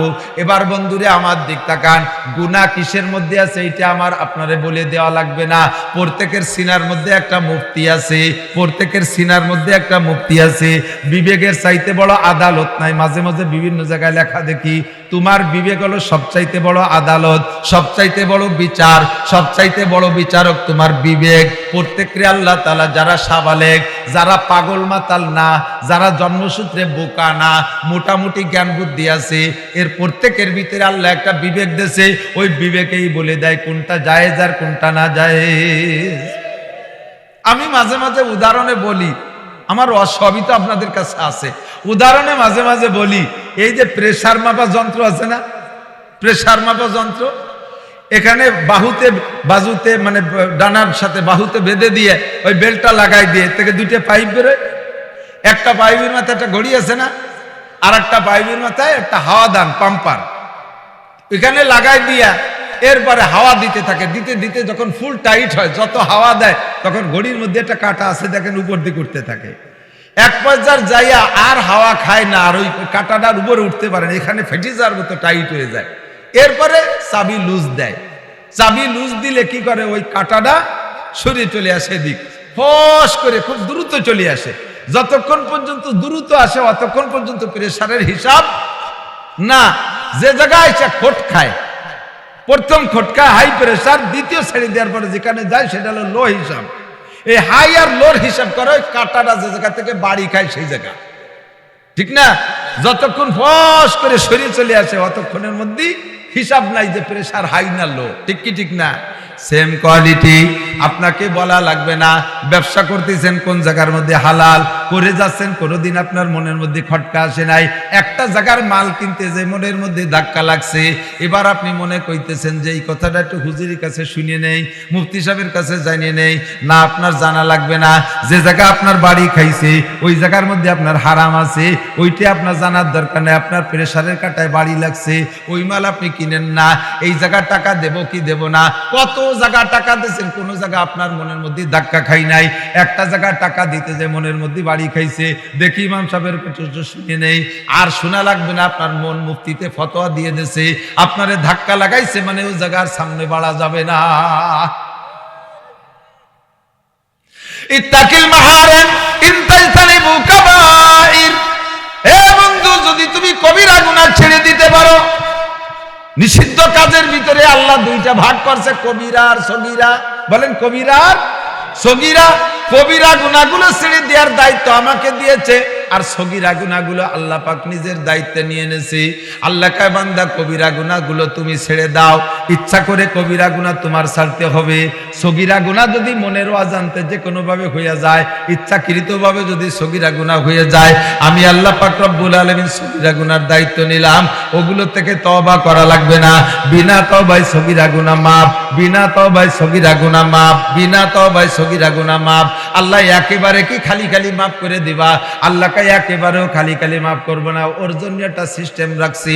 আকিমিস সালাতা তারাফাইন নাহারি ওয়া যুলাফাম মিনাল লাইল ইন্নাল হাসানাতি ইউযহিবনাস সাইয়্যাত যালিকা যিকরা লিয-যাকিরিন। আমার দিক তাকান দোস্ত, 5 ওয়াক্ত নামাজ ফরজ দৈনন্দিন। 5 ওয়াক্ত নামাজ আমি হাতের মধ্যে দেখায় থাকি। হাতের 5টা আঙ্গুলকে স্বাধীনভাবে ফাঁকা করলে এমন একটা ফাঁকা হয়, ঠিক না? সব আঙ্গুলের মাঝখানে কি একই সাইজের ফাঁকা? এইটা বুড়ি আঙ্গুল, এইটা শাহাদত আঙ্গুল, মাঝখানে মাঝারি ফাঁকা। এরপরে আসর মাগরিব ঈশা, এই মাঝখানে ছোট ছোট ফাঁকা। এইটা ঈশার পরে আবার এইটা যদি ফজর হয়, এইটা যদি ঈশা, এইটা যদি ফজর হয়, তাহলে ঈশা থেকে ফজর পর্যন্ত সারা রাতের একটা লম্বা ফাঁকা, ঠিক না? ফজর জোহর মাঝারি ফাঁকা, আসর মাগরিব ঈশা ছোট ছোট ফাঁকা, ঈশার পরে সারা রাতের একটা ফাঁকা ফজর পর্যন্ত। 5 ওয়াক্ত নামাজের মাঝখানে যত সগীরা গুনাহ আপনার ইচ্ছায় বা অনিচ্ছায় হয়ে যায়, আল্লাহ পাক বলেন ইন্নাল হাসানাতি ইউযহিবনাস সাইয়্যাত। এই 5 ওয়াক্ত নামাজের সমস্ত সগীরা গুনাহগুলোকে খেয়ে ফেলে। একটা সগীরা গুনাহ 5 ওয়াক্ত যারা নামাজ পড়ে তাদের আমলনামায় কোনো সগীরা গুনাহ থাকে না। হাদিসে আসছে আল্লাহ নবী বলেন, হে আমার প্রাণপ্রিয় মুসলমান বাপ ও ভাইয়েরা, পর্দার আড়ালের মা বোনেরা, যদি কোনো ব্যক্তির বাড়ির সামনে একটা নদী থাকে, একটা পুকুর থাকে, ওই লোকটা যদি প্রত্যেক দিন ওই পুকুর বা নদীতে 5 বার গোসল করে, তাহলে তার গায়ে কি হালকা পাতলা কোনো ময়লা থাকে? কোন শক্ত যদি ময়লা হয়, নাপাক শক্ত ময়লা হয়, ওইটারে সাবান দিয়ে আর খুশাই দিয়ে ডলে উঠানো লাগে। বাকি আলগা ময়লা যত আছে 5 ওয়াক্ত গোসল করলে তার গায়ে একটা ময়লাও থাকে না, ঠিক না? কিন্তু শক্ত ময়লারে উঠাইতে আবার শুধু পানি দিয়ে ডুবলি হবে না, ও জায়গায় একটু ডলা ঘষা লাগে কি লাগে না? দৈনন্দিন 2 নামাজের মাঝখানে যত সগীরা গুনাহ, এগুলো আলগা ময়লা। 5 ওয়াক্ত নামাজ পড়লে এগুলো এমনিতে ধুয়ে মুছে সাফ হয়ে যায়। কিন্তু যদি কবিরা গুনাহ থাকে, ওইটা 5 ওয়াক্ত নামাজেই সাফ হয় না। ওর জন্য লাগবে আপনার তওবা, খাস তওবা করতে হবে, অন্তর থেকে তওবা। আল্লাহ পাক রব্বুল আলামিন বলেন, ইজা জাআ নাসরুল্লাহি ওয়াল ফাত ওয়া রাআইতান নাসা ইয়াদখুলুনা ফি দীনিল্লাহি আফওয়াজা ফাসাব্বিহ বিহামদি রাব্বিকা ওয়াস্তাগফিরহু ইন্নাহু কানা তাওয়াবা। যত বড় কবিরা গুনাহ হোক না কেন, সমস্ত কবিরা গুনাহ আল্লাহ তাআলা অন্তর থেকে বান্দা যদি তওবা করে, আস্তাগফিরুল্লাহ পড়ে, সমস্ত কবিরা গুনাহ আল্লাহ মাফ করে দেয়। ইদাফ লাহুল আযাবু ইয়াওমাল কিয়ামাতি ওয়া ইয়াখলুদ ফীহি মুহানা ইল্লা মান তাবা ওয়া আমানা ওয়া আমিলা আমালান সালিহা ফাউলাইকা ইউবাদদিলুল্লাহু সাইয়্যাতিহিম হাসানাত। অন্তর থেকে খালেস তওবা করে যদি বান্দা, আর তওবার পরে ওই গুনাহ যদি কোনোদিন না করে, এরপরে নেক আমল করার চেষ্টা করে, আল্লাহ পাক বলেন গুনাহ বিগত জীবনে যত গুনাহ করেছো সমস্ত গুনাহগুলোকে আল্লাহ তাআলা নেকি দ্বারা পাল্টাইয়া আমলনামা ভরপুর করে দেয়। তওবা করলে লাভ, বিগত জীবনে সব গুনাহ নেকি হয়ে যায়। কন্যা সুবহানাল্লাহ। শর্ত হলো কবিরা গুনাহ থেকে বাঁচতে হলে লাগবে তওবা, আর সগীরা গুনাহ ইবাদতের মাধ্যমে শেষ হয়ে যায়। এবার আল্লাহ পাক বলেন কবিরা গুনার দায়িত্ব তোমার। কবিরা গুনাহ আমি অনেকবার বলেছি, কিন্তু বান্দা আমরা শুধু শুনি, খেয়াল করি না। একটু অন্তর থেকে আজকে একটু আলাদা খেয়ালে বসেন, যে কবিরা গুনাহগুলো আমরা করে থাকি আজকে থেকে আর করব না, একটু প্রতিজ্ঞা করা যাবে ইনশাআল্লাহ? যাবে। সবচেয়ে বড় আবেদ হবেন, সবচেয়ে বড় যেটা হবে, সবচেয়ে বড় হবে। আরে আমাকে মুরব্বীরা কইতে, আরে চোরলিও বড়দাওতি হবে, ডাকাতলিও বড়দাওতি হবে, তাহলে আবেদলিও বড় আবেদ হইতে হবে। সহজ পদ্ধতি, শুধুমাত্র গুনাহগুলো ছেড়ে দাও। গুনাহগুলো সিরিয়াল জানেন, মাথায় 1 নম্বরে একেবারে আকবারুল কাবায়ের, সবচেয়ে বড় 3টের নাম আমি টপ করে ছাড়ি দিই, ইউটিউবের মধ্যে আমার আছে, কিন্তু 2টা গুনাহ নিয়ে একটু বেশি আলোচনা করব নিয়ত করছি। 1 নম্বরে হলো সবচেয়ে বড় কবিরা গুনাহ শিরিক। সবচেয়ে বড় কবিরা গুনাহ কি? শিরিক মানে কি জানেন? জীবন ভরে শিরিক বলি, কিন্তু শিরিককে ভালো করে বুঝি না। শিরিক হলো যাতে আল্লাহর সাথে, আল্লাহ পাকের অস্তিত্বের সাথে আর কেউকে সমকুটি মনে করা, এর নাম শিরিকে 1 নাম্বার, শিরকে আকবার। আল্লাহ তো আল্লাহই, সাথে কি আল্লাহর সমকক্ষ আর কেউ আছে? আর কেউ? মারিয়াম কি আল্লাহর স্ত্রী? ঈসা আলাইহিস সালাম আল্লাহর ছেলে? উজাইর আলাইহিস সালাম কি আল্লাহর ছেলে? উজাইর আলাইহিস সালামের স্ত্রী আল্লাহ মা আল্লাহর স্ত্রী ক্বালাতিল ইয়াহুদ উজাইর ইবনুল্লাহ ক্বালাতিল ইয়াহুদ এই ইসরায়েলি পাল্টি নেতানিয়াহুর গোষ্ঠী ইরা কয় উজাইর আলাইহিস সালাম আল্লাহর স্ত্রী আল্লাহ উজাইর আলাইহিস সালামের মায়ের সাথে যৌন আচরণ করে গর্ভধারণ করাইয়া যে বাচ্চাটা পয়দা দিয়েছে তার নাম উজাইর সবাই বলেন না নাউজুবিল্লাহ এখানে তো ভিতরে আগুন জ্বলে যাওয়ার কথা বলেন নাউজুবিল্লাহ আমরা এই দুঃখে ইহুদিদেরকে কাফের জানি কথা বলেন ঠিক না মুশরিক এক নাম্বার মুশরিক মুশরিক কখনো বিজয় হতে পারে এই যুদ্ধে মুশরিকরা বিজয় হতে পারবে কি বিশ্বাস পারবে মুসলমান বিজয় হবে ইনশাআল্লাহ ওয়াকালাতিন নাসারা মাসিহ ইবনুল্লাহ আর আমেরিকানরা ওই নেতানিয়াহু কি বলে জো বাইডেন আমেরিকানরা পশ্চিমা ইউরোপরা এরা হলো খ্রিস্টান ইহুদি আর খ্রিস্টান আলাদা জাতি ওরা কয় ঈসা আলাইহিস সালাতু ওয়াস সালাম আল্লাহর ছেলে ঈসার মা মারিয়ামকে আল্লাহ তাআলা যৌন আচরণ কইরা তার পেটে গর্ভধারণ করায় সন্তান দিয়েছে সেই সন্তানের নাম ঈসা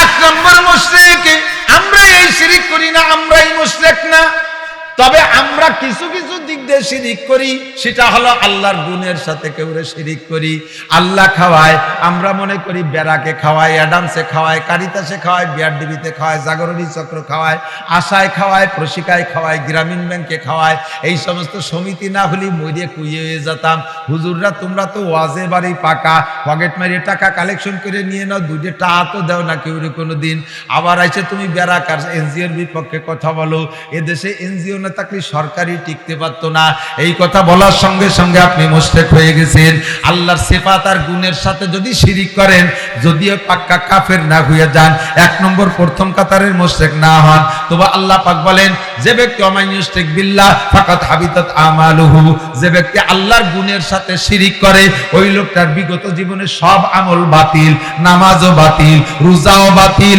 হজও বাতিল যাকাতও বাতিল সব বাতিল সুখ দেনেওয়ালা কে সুখের মালিক কে শান্তির মালিক কে নির্বাচন যখন আসে আমরা এলাকার জনগণ বেশি আবেগে এই দিকে খেয়াল না কইরা আমরা পাইকারি দরে আল্লাহর গুণের সাথে মুশরিক হয়ে যাই আমরা মুশরিক হয়ে যাই বোতল ভাইকে দিলে ভোট শান্তি পাবে দেশের লোক স্লোগান দেয় কি দেয় না বোতল ভাইরে দিলে ভোট শান্তি পাবে দেশের লোক বোতল নামে তো কেউ নাই এই জন্যই বোতল কালাম যাতে ঝামেলা না হয় ঠুটা কোন নাম কয়ে দেবো যদি সেই নামের প্রার্থী একজন হয় সে আইসে না ধরিয়ে বান্ধে নিয়ে গেল মার্কা আবার বোতল আছে বোতল মার্কা আছে না পানির বোতল মার্কা বোতল ভাইকে দিলে ভোট শান্তি পাবে দেশের লোক নৌকো মার্কায় দিলে ভোট শান্তি পাবে দেশের লোক ইগল মার্কায় দিলে ভোট শান্তি পাবে দেশের লোক ট্রাক মার্কায় দিলে ভোট শান্তি পাবে দেশের লোক সোনালী আসে দিলে ভোট শান্তি পাবে দেশের লোক এগুলো সব শিরকি স্লোগান এই না বুঝে যদি এই গুণে দিয়ে থাকি আজকে এই জায়গায় তওবা করেন আর কোন দিনে কথা বলবো সব মার্কায় ভোট দিয়ে দেখছি শান্তির গন্ধ পাই নেই ডেলি ডেলি দ্রব্য মূল্য বাড়তেই তালে আছে কতক্ষণ আমাদের অশান্তির শেষ নাই শান্তি যদি পাইতে চাও দুইটা মার্কায় ভোট দাও এক নম্বরে কোরআন মার্কা দুই নম্বরে হাদিস মার্কা দুইটা মার্কায় দিলে ভোট শান্তি পাবে দেশের লোক কতক্ষণ ঠিক ঠিক না এক নম্বরে কি মার্কা দুই নম্বরে কি মার্কা প্রার্থী হলেন আল্লাহ আর রসুল কতক্ষণ ঠিক ঠিক না ওই দুইজনের ভোট দিলেই শান্তি পাওয়া যায়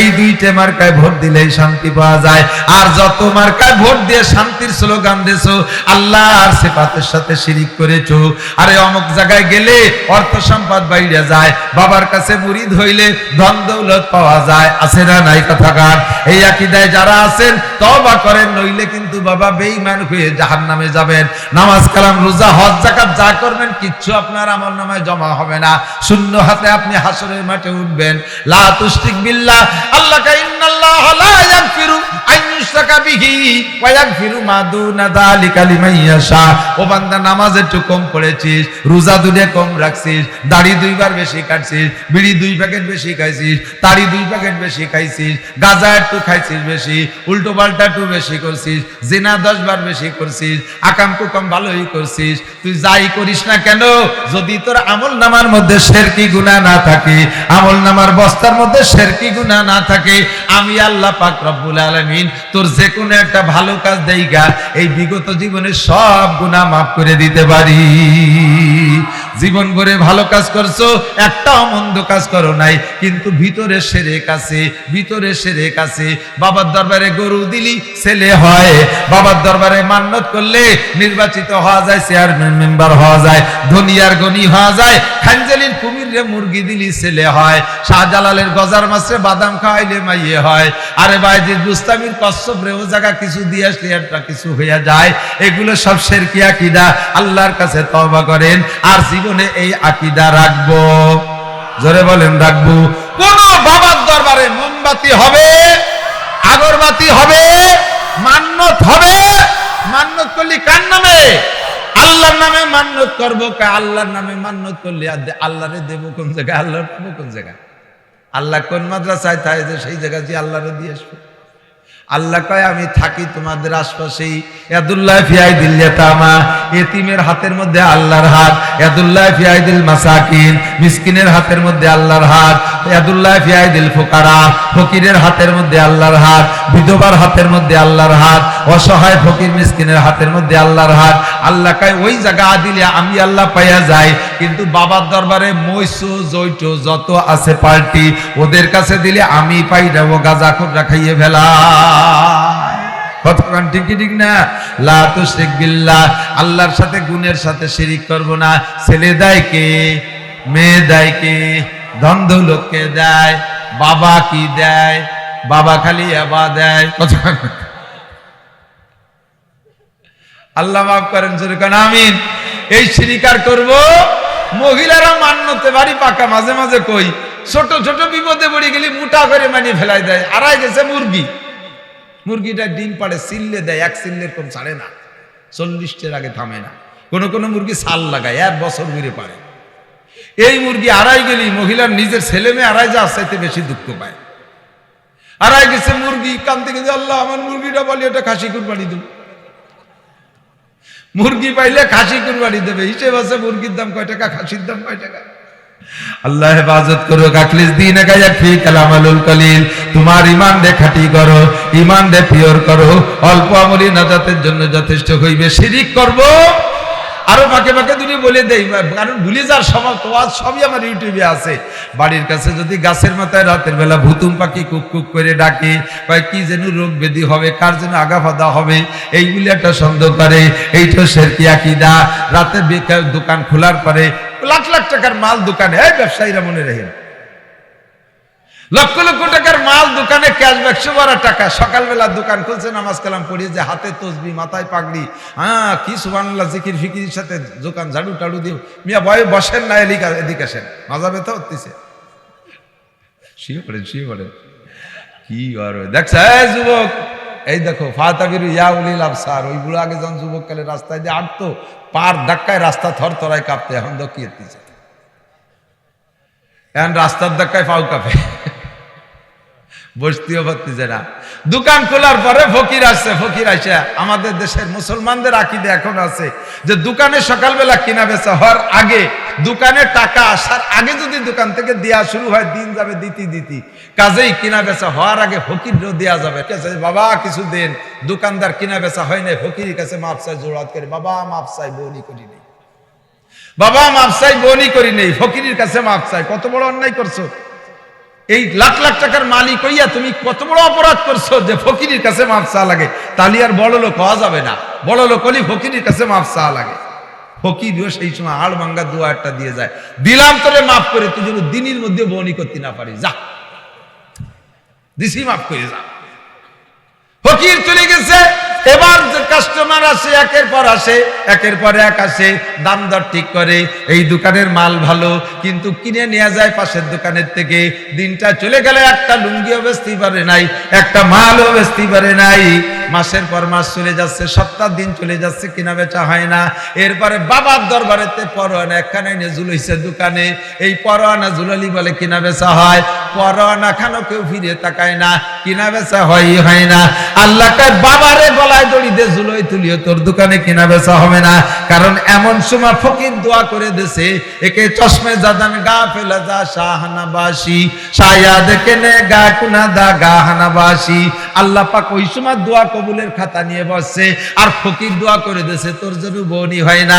ফকিরের দোয়া কবুল হয়েছে, যতদিন পর্যন্ত ফকির ব্যাগ দোয়া না করবে অতদিন পর্যন্ত তোর বাবারে ঝুলোই রাখলেও দোকানের মধ্যে কিনা বেচা হবে না। এই আকিদা শিরকি আকিদা। ঘরের থেকে ঘর ঝাড়ু দেওয়ার আগে ফকিরে ভিক্ষে দেওয়া যাবে না, বেলা গড়িয়ে যাওয়ার পরে ভিক্ষে দেওয়া যাবে না, রাতের বেলা ঘর থেকে কেউ টাকা দেওয়া যাবে না, মাছা খালি পায়ে জুতো বাইরে মাছা উঠা যাবে না, রাতের বেলা হেঁটে পানি বাইরে ফেলানো যাবে না, তাতে লক্ষ্মী বেজার হয়। লক্ষ্মী লক্ষ্মী পূজা, মুসলমান এখনো লক্ষ্মী পূজা করে, আছে না নাই? লক্ষ্মী পূজা ছেড়ে দেন, এগুলো শিরকি আকীদা। বিশেষ করে মহিলারা এই জাতীয় ভুলের মধ্যে আছে, সাবধান থাকবেন, সতর্ক থাকবেন। সবে বরাতে চাউলির গড়া কলসের মুখ ভরে রাখতে হয়, তাহলে সারা বছর ভরে কলস ভরাতে হয়, এটাও শিরকি আকীদা। আরে এই দিন ভালো কিছু না। মুহররম মাসের 10 তারিখে যদি ফ্যামিলির সদস্যদেরকে ভালো খানা খাওয়ানো যায়, আল্লাহ নবী বলেন মান ওয়াসালা আলাইহি ফিন নাফকাতি ইয়াউমা আশুরা ওয়াসাল্লাহু আলাইহি সাইরা সানাতিহি। মুহররম মাসের 10 তারিখে ফ্যামিলির সদস্যদেরকে দিনের বেলা রোজা রাখায়, রাতের বেলা যদি ভালো খানা খাওয়ায়, তাহলে আল্লাহ পাক সারা বছর কলস ভরে রাখে, সারা বছর আল্লাহ পাক রিজিকের বরকত বাড়ায় দেয়। আর সবে বরাতে কলস ভরে রাখার মধ্যে কোনো বরকতের কিছু নাই, ওদিন আরো না খাইয়ে কান্নাকাটি করার মধ্যে বরকত আছে। ভুল বুঝে আমরা অনেক ভুলের মধ্যে আছি, এই সমস্ত শিরকের থেকে ফিরে আসবো। রাজি আছি তো ইনশাআল্লাহ? আল্লাহ তাআলা কবুল করুক, বলেন আমিন। 2 নম্বরে কুফরি গুনাহ করব না। কুফরি হলো নিয়ামত খায় শুকর না করা। কায়দা মতো খাইয়া দেখছাতে যাই কিছু হইনি, রান না কিছু হইনি, নুন হইনি, তেল হইনি, হলদি বেশি হয়ে গেছে, রান সেকন্ড বাবরছি, বউরে যাই একেবারে জলের হাড়ি ধরে, জলের কড়াই ধরে বাড়ি শুরু করে দিয়েছে। খাবারের নামে কোনো শুকর নাই। বড় খানা খাইছে, বড় খানা খেয়ে দে, তাও না, শুকর করতে করতে চলে যায়। খাদ্যের শুকর নাই। যাই খাবো হালাল খানাকে কি বলবো? বলেন কি বলবো? পানি চুপ পান করিয়া, চা পান করে, ভাত খেয়ে, রুটি খাইয়া, বিস্কুট খাইয়া, বিড়ি খাইয়া, আলহামদুলিল্লাহ। বিড়ি খেয়ে কি বলবেন? তারপরেও খাবেন, খাইয়ে নাউজুবিল্লাহ বলবেন। বিড়ি খাবোই না, কথা কন, হারাম খাবো না। হারাম জিনিস, এই হারাম জিনিস ভক্ষণ করার শুরুতে যদি বিসমিল্লাহ বলেন, ঈমান নষ্ট হয়ে যাবে। হারাম জিনিস খাওয়ার শুরুতে বিসমিল্লাহ করলে, বিসমিল্লাহ কয়ে বিড়ি খাওয়া শুরু করলে ঈমান নষ্ট হবে, বিসমিল্লাহ কয়ে মদ খাইলে ঈমান নষ্ট হবে, বিসমিল্লাহ কইয়া শুয়োরের গোশত খাইলে ঈমান নষ্ট হবে, বিসমিল্লাহ কইয়া চূড়া মুরগি খাইলে পরের মুরগির টাইনে বিসমিল্লাহ কয়ে জবাই দিছে। এই যুবকরা, আমার ইউনিয়নে একবার মুরগি চুরির আফত আসলো। প্রত্যেক রাত্রি চুরি আসে, চোর ধরতেই পারি না, সব চুরি সাপ আমার বাড়িতে এনেছে সবচাইতে বেশি। গল্প করি না, আমার বাড়ি প্রচুর মুরগি, দেশি মুরগি। এক রাত্রি এনেছে 63টি ডে,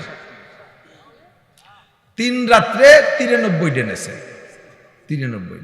পরে লাস্টে যে চোর ধরা পড়ছে, চোররে ধরে পিটাইছে। এর মধ্যে খবর পেয়ে আমিও চোররে দেখতে গেছি। একজনে কইছে তুই সব বাড়ি চুরি হরিত, হুজুরির বাড়ি ঢুকলি কে? কয় যে আমি তো জানি না, এটা হুজুরির বাড়ি, আমি যাইনি কোনোদিন। যাইয়ে দেই যে ঘর ভরা ডাটের ডাটের মুরগি, আর উস নাই, বস্তা মুড়ি ফেলেছে। তুই এত মুরগি নিয়ে কি এরিস? কয় যে খাই, আমি বেশি না। এত মুরগি? আমি পোলট্রি খাতে পারি না, তো এই জন্য দেশি মুরগি ছাড়া খাতে পারি না, দেশি মুরগি ছাড়া পোলট্রি খাতে পারি না বলে চুরি রেখে।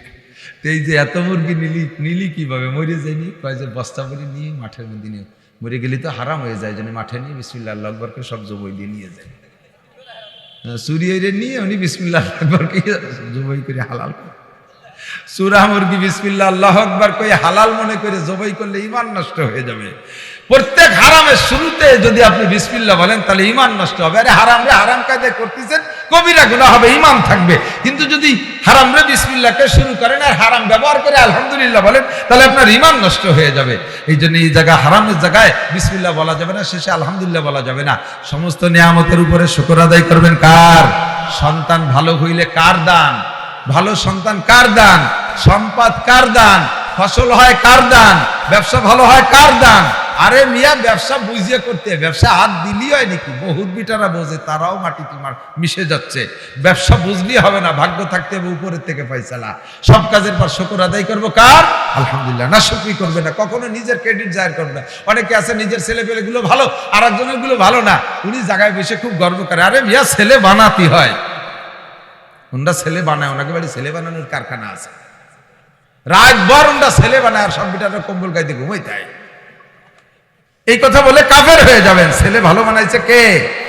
টিউবওয়েলটা পড়ছেন, পানি ভালো হয়েছে, আর একজনের টিউবওয়েলে ভালো পানি হয় না। কারণ পয়সা খরচ করতে এই টিউবওয়েলের পিছনে। তুমি কত পাইপ দিয়েছো? আমি 3 পাইপ দিছি, ওর দেশে দিয়ে 15টা, তাতে পানি হয় না। পানি ভালো কে দেয়?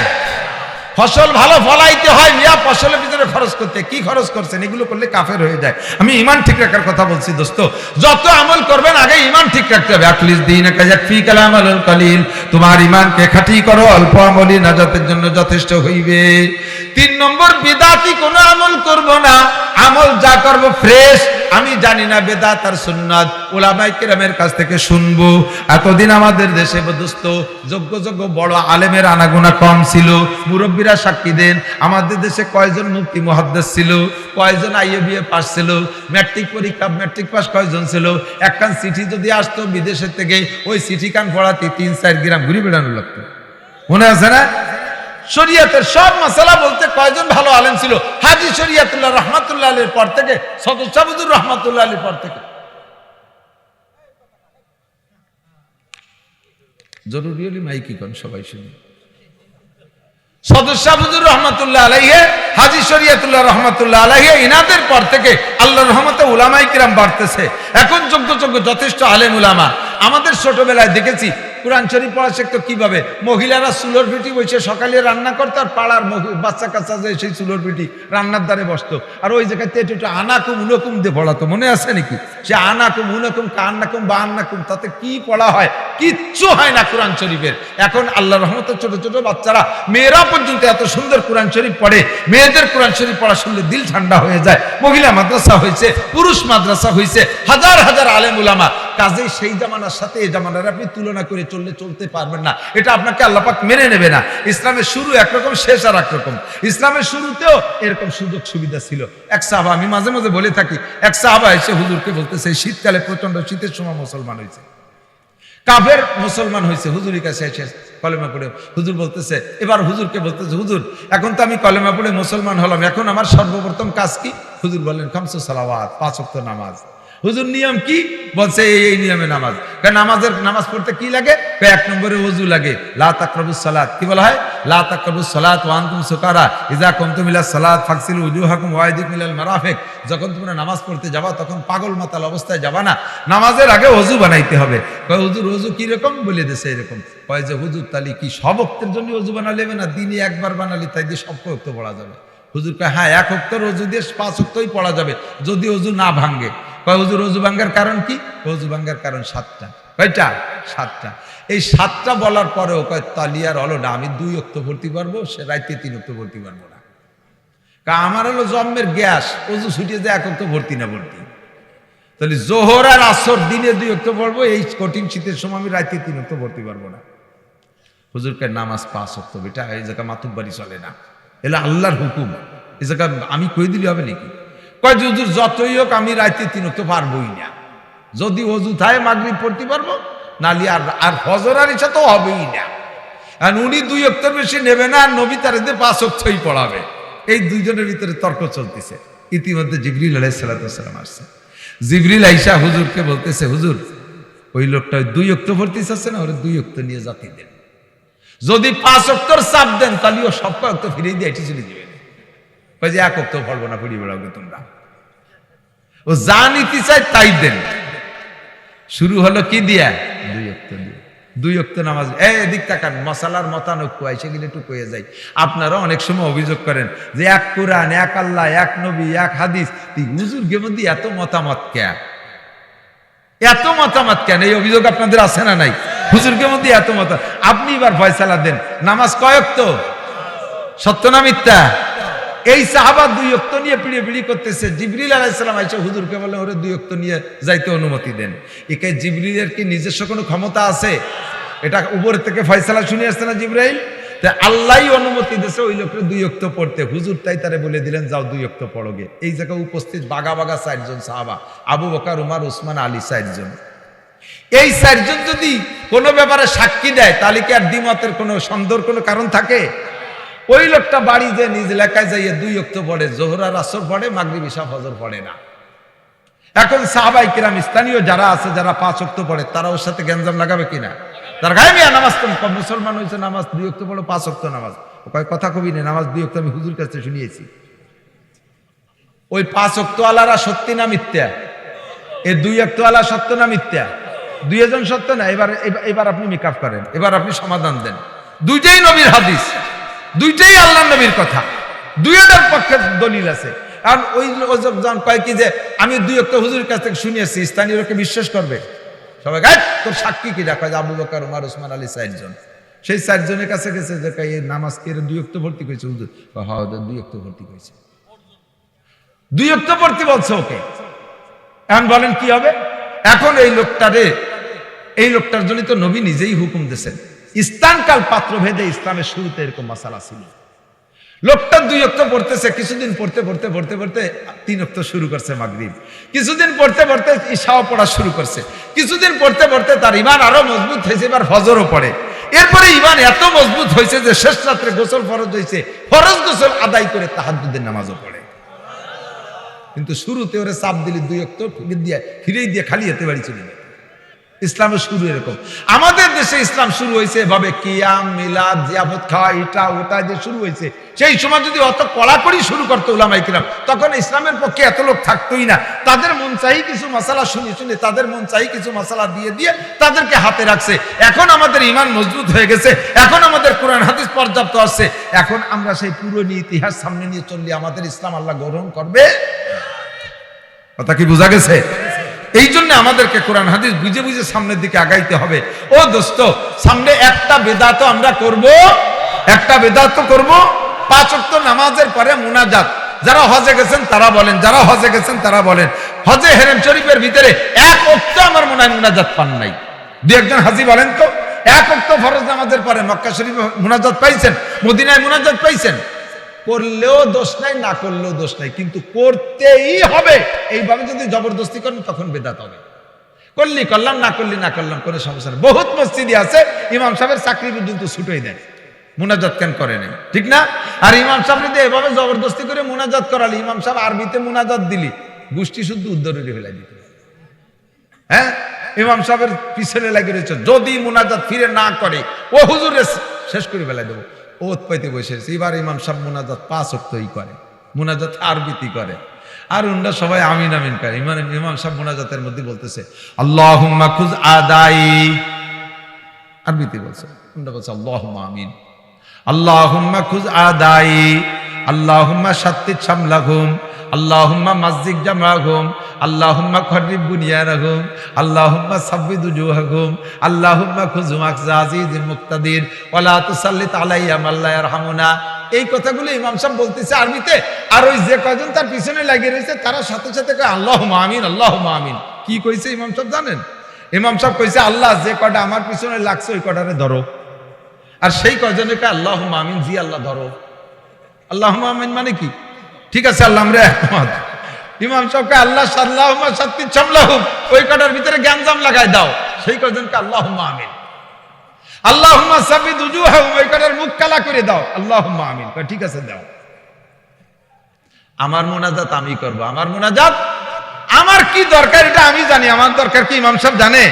আমার দরকার ইমাম সাহেব জানে? ইমাম সাহেব রব্বানা যালামনা, রব্বানা আতিনা, রব্বানা ফাগফির লানা, এই কয়েকটা জানে, আর উপরে কয়েকটা কয়ে দিল। বাকি আমার হাজারো জরুরত আছে, আর আমি ইমাম সাহেবের ওই কয়েক কথার পর। আর বেশিরভাগ মুনাজাত করনেওয়ালা দেখবেন নিজের জরুরত কোন কোন জায়গা আছে সেইগুলোই কয়, নিজের প্রয়োজনগুলো বলে। তাহলে ইমাম সাহেবের প্রয়োজনগুলো বললো, আমরা আল্লাহুম্মা আমিন কয়েকে ইমাম সাহেবের জন্য কবুল করাই দিলাম। আমার কয়টা তো কলো না। আমার 40 বছরে কালা একটা মাইয়ে রয়েছে, বিয়ে দিতে হবে, তা তো কলো না একবার। আর ইমাম সাহেব যদি সেইটাই এবার মুনাজাতের মধ্যে বলে, আল্লাহ কালামিয়া চাচার কাজলি একটা মাইয়ে 40 বছর বয়স, বিয়ে হয় না, তুমি বিয়ে হরাই দাও। ওই কালামিয়া চাচা কালকে মসজিদে বাইরে রাস্তায় দিয়ে আটতে পারবে? সবাই কয় কাকা আপনার মাইয়ে, আটার কায়দা আছে। এই জন্য কালামিয়া চাচার নিজের কথা নিজের শেষ রাত্রি আল্লাহকে বলতে হবে।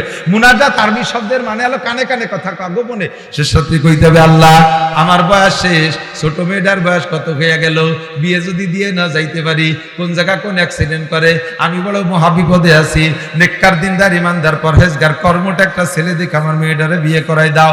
এইটা আপনি আল্লাহর কাছে গোপনে বলবেন। যার যার মুনাজাত তার সম্মিলিত মুনাজাত না জায়েজ না তা না, তবে বাধ্যতামূলক না, মাহফিলের শেষে মুনাজাত করতেই হবে, এই কথা বললে বেদাত হবে। লম্বা মুনাজাত করতেই হবে, এই কথা বললে বেদাত হবে। আমি করলি করলাম, না করলি না করলাম, বরঞ্চ আলোচনার শেষে একটা দোয়া পড়া সুন্নাত। সুবহানাল্লাহি ওয়া বিহামদি, সুবহানাল্লাহিল আযীম, সুবহানাকাল্লাহুম্মা বিহামদিকা আশহাদু আল্লা ইলাহা ইল্লা আনতা আস্তাগফিরুকা ওয়া আতুবু ইলাইক। এই দোয়াটা পড়া সুন্নাত। দোয়াটার কাছে ধারেও আমরা কেউ না, দোয়াটা আমরা পড়তেও জানি না।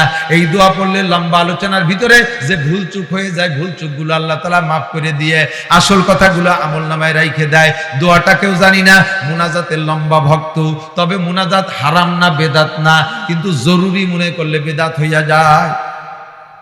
এই তিন প্রকারের গুনাহ থেকে বাঁচবো। এরপরে একটা বড় ধরনের কবিরা গুনাহ আমাদের মধ্যে অ্যাভেলেবেল, খুব অ্যাভেলেবেল, সেইটা হলো গীবাত। আল্লাহ পাক রব্বুল আলামিন বলেন, ইয়া আইয়ুহাল্লাযীনা আমানু ইজতানিবু কাসীরাম, এদিকে ভেরি ভেরি ইম্পর্টেন্ট। 99% বলকে 100তে 100% মানুষ এই গুনাহটা আমরা একেবারে অ্যাভেলেবেল করে যাচ্ছি, কিন্তু এর গুনাহই মনে করি না। অথচ এই গুনাহটাই চরম ক্ষতি। গুনাহ দুই প্রকার, একটা হলো হুকুকুল্লাহ, একটা হলো হুকুকুল ইবাদ। আল্লাহর হকে যত গুনাহ করছেন, নামাজ পড়েন নাই কার হক, রোজা রাখেন নাই কার হক, হজ করেন নাই কার হক, ঠিক না? বেপরদা করছেন কার হক, জিনা করছেন কার হক নষ্ট করছেন, আল্লাহর হক নষ্ট করছেন। মদ খাইছেন, গাঁজা খাইছেন, এবা খাইছেন, ফেন্সিডিল খাইছেন, হিরোইন খাইছেন, শুয়ার খাইছেন, কুত্তা খাইছেন, এগুলো খাইছেন, সব আল্লাহর হক খাইছেন, আল্লাহর হক নাই, এগুলো আল্লাহর হক নষ্ট করছেন। এবার আপনি কান্দে দিয়েছেন, আল্লাহ সব মাফ করে দেবে। কিন্তু মিয়া বান্দার হকে যে ধরনের হক আছে, খুব খেয়াল, এর একটা পয়সা, প্রত্যেক 2 পয়সা হিসেব করেন, 100 পয়সা 1 টাকা না, 2 পয়সার বিনিময়ে 700 রাকাত নামাজ দেওয়া লাগবে। একটুও ভাবলেন না, একটুও ফিকির করলেন না, চিন্তা একটা লোকের চেহারার ভিতরে ভাস পড়লো না। 2 পয়সা বাসের টাকা ফাঁকি দিচ্ছেন, খেয়ার টাকা ফাঁকি দিচ্ছেন, দোকানে মাল কিনে খাইছেন, ফাঁকিতে ঘুরে বেড়ান। এই যে দোকানদার আমার পাশে, শুনিয়ে দেন কতটা বাই আছে, কয় বছর এটা হওয়ায় যে বাকি আছে, অথচ কিনার সময় কয়ে গেছে যে সামনে বাজারে এসে দিয়ে যাবো, হাটে এসে দিয়ে যাবো। জীবন ভরে এরকম করতে করতে দিনা রেখে চলে গেছেন। স্ত্রীর দিনা বাকি রয়েছেন, দেন মোহরের টাকা দেন নাই, কিয়ামতের ময়দানে পুলসিরাতের উপরে দাঁড়ায় আপনার থেকে আদায় করবে। স্ত্রী আপনাকে স্বামী বলে এত মহব্বত করে ছেড়ে দেবে না। বিয়ে তো করার সময় বস্তা ভরে লিখে দেন। ইদানিং আর একটা দুর্নীতি চলতেছে, গরিব হোক আর ধনী হোক, 3 লাখ 5 লাখ 7 লাখ টাকা লিখে দিতে হবে। কয় যে আরে ওই দেশ নাকি লেহিয়ে তো লিখে রাখো, এই লিখে রাখো, যে লেখলো, যে টাকাটা লিখে দিছে, ওই টাকার পর ছেলে সই করে দিছে, ওই টাকার স্ত্রীর কাছে দিনা। মরণের আগে ওই টাকা যদি পরিশোধ করে না যায়, তাহলে প্রত্যেক 2 পয়সার পরিবর্তে পুলসিরাতের পর দাঁড়াইয়া স্ত্রীতে স্বামীর কাছ থেকে 700 রাকাত করে নামাজ নেবে। কারণ নামাজ স্বামী পড়িই নেই 1 রাকাত, তার নেবে কি? ওর আমল নামায় নামাজ থাকলেই না নেবে। হ্যাঁ, এক লোক দিনা রয়েছে দুনিয়া মানুষের কাছে, তা মামলা করে দিয়েছে, এখন তার বেচা কিনারও কিছু নেই, টাকা পয়সারও কিছু নেই, কি কবে? তাই 10 বছর জেল দিয়ে দাও, জেল খেটেছিল, এই গেল দিনা সব। ও জায়গা ও কারবার নাই, ও জায়গা আছে কি? নেকি নাই, আপনার নামাজের নেকি নাই। ধরো আর কি আছে, সেটাও নাই, কোনো নেকি নাই। বাস ওই টাকা পরিমাণ, ওই নেকি পরিমাণ, অপোজিটে যে পরিমাণ গুনাহ হয়, প্রত্যেক 2 পয়সার পরিবর্তে সেই পরিমাণ পাওনাদারের আমল নামা থেকে গুনাহ দিনাদারের আমল নামায় ঢুকই দিয়া ওই লোকটাকে জাহান্নামে পাঠিয়ে দেবে। এই লোকটা পরিষ্কার হয়ে বাড়ি চলে যেতে। হুকুকুল ইবাদ, একটা লোকরে গালি দিয়েছেন, জাযাউ সাইয়্যাতিন সাইয়্যাতুম মিসলুহা, গালি দিয়ে ফেলাইছেন ভুল করবে, তাকে বলবেন তুমি আমার একটা গালি দিয়ে দাও, তুমি আমার একটা গালি দিয়ে দাও, শোধ হয়ে যাক।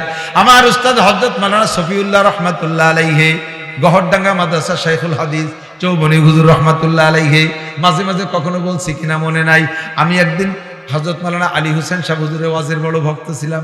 বড়গুনি মাদ্রাসা আলী হোসেন সাহেব আসবে শুনি আমরা 4-5 জন বলছি সোমনি হুজুরকে, হুজুর আমরা একটু আলী হোসেন সাহেবের ওয়াজ শুনতে যাবো বড়গুনি মাদ্রাসায়।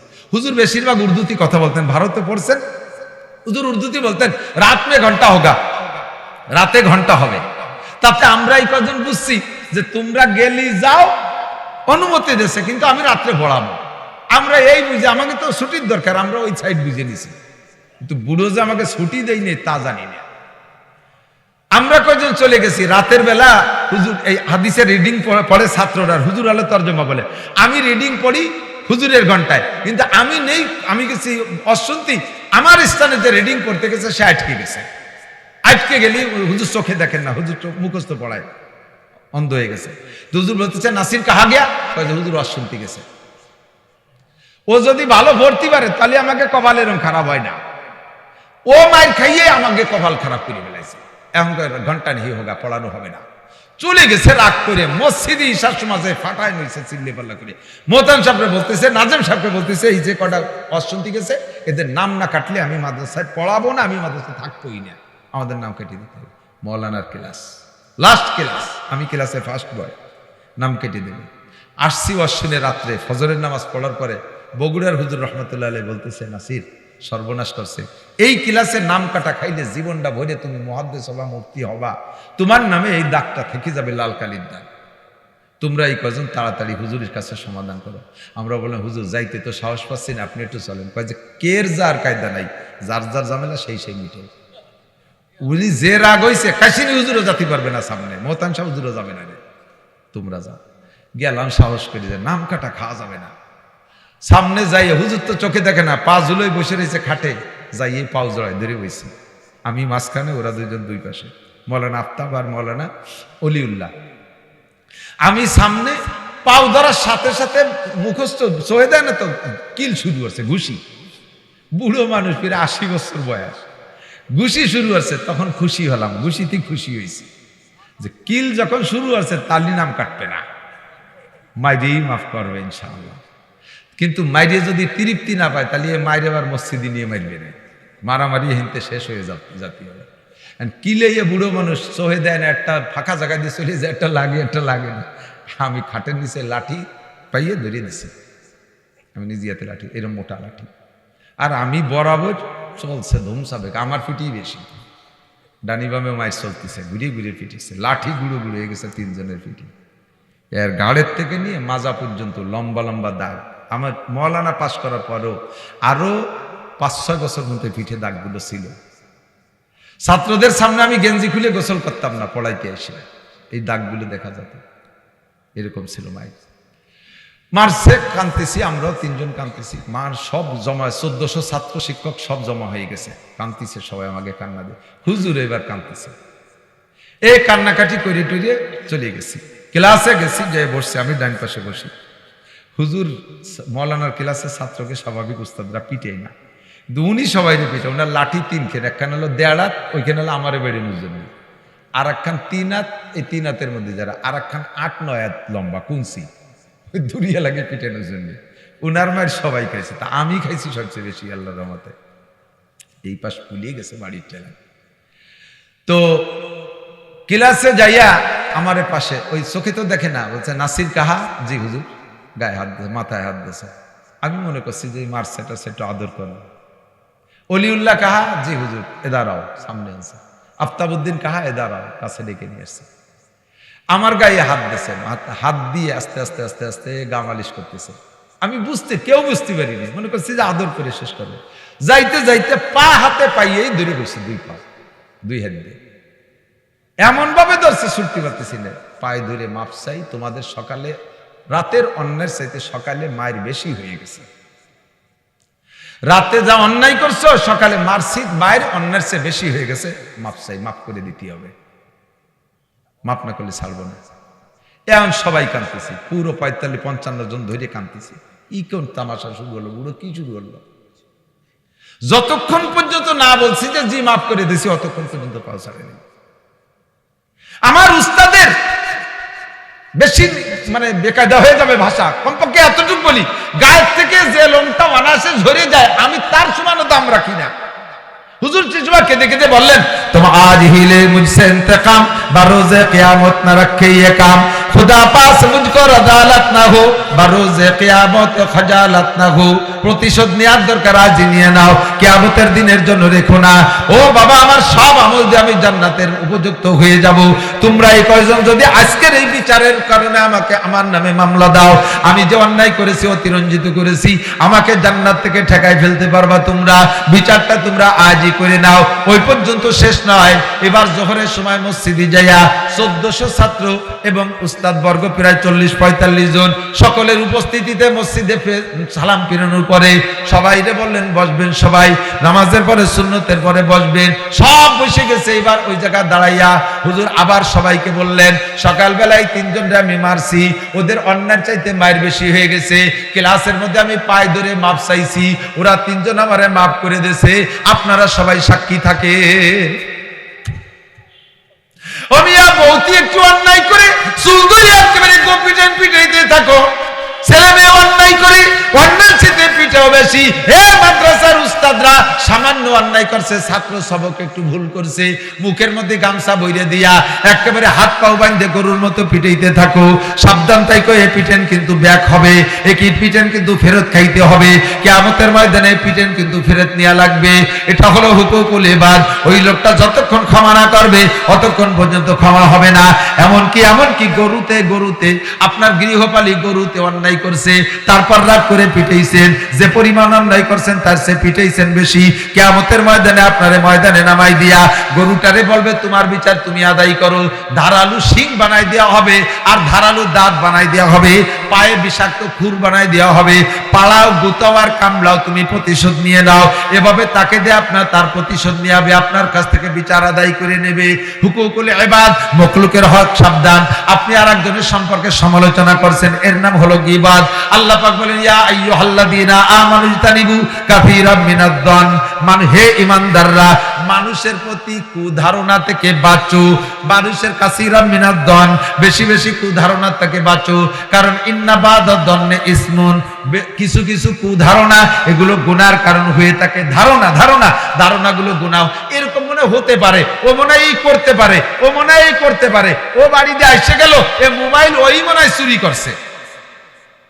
এরকম একটা ধারণা করে কি করে না? বেশিরভাগ ধারণা গুনার দিকে চলে যায়। ওয়াদা করলাম আমি যদি জান্নাতে যাই, আপনারা যদি ফেল করেন, এই ভালোবাসার খাতিরে আমি সুপারিশ করার সুযোগ পাবো। আমি আপনাদের সবাইকে সুপারিশ করে জান্নাতে নেব। আপনারা আমাকে ভালোবাসেন তো? আমি যদি বিপদে পড়ে যাই, আমি যদি কিয়ামতে বিপদে পড়ে যাই, আপনারা যদি কেউ জান্নাতে হন, আমাকে সুপারিশ করবেন তো ইনশাআল্লাহ? তাহলে একটা ভালোবাসা আমাদের ভিতরে, গভীর ভালোবাসা। এই ভালোবাসার খাতিরে আমি আপনাদের সকলকে অনুমতি দিলাম, আমি মৌলানা নাসিরের যদি কোনো দোষ আপনার জানা থাকে, এইটা অন্যকের কাছে আমার আড়ালে বলার নাম গীবত। আর আমি যেটা করি নাই এটা যদি বানায় বলেন, এর নাম মিথ্যা অপবাদ। এটা আরো জঘন্য। তা আমি যে গুনাহটা করছি এইটা আপনি জানেন, আর কেউ জানেন না। সমাজে আমাকে মার্কেটের থেকে সরাই দেবেন যে নাসির সাহেব দিয়ে আর ওয়াজ করানো যাবে না, উনি এই আকাম করছে, আমি জানি।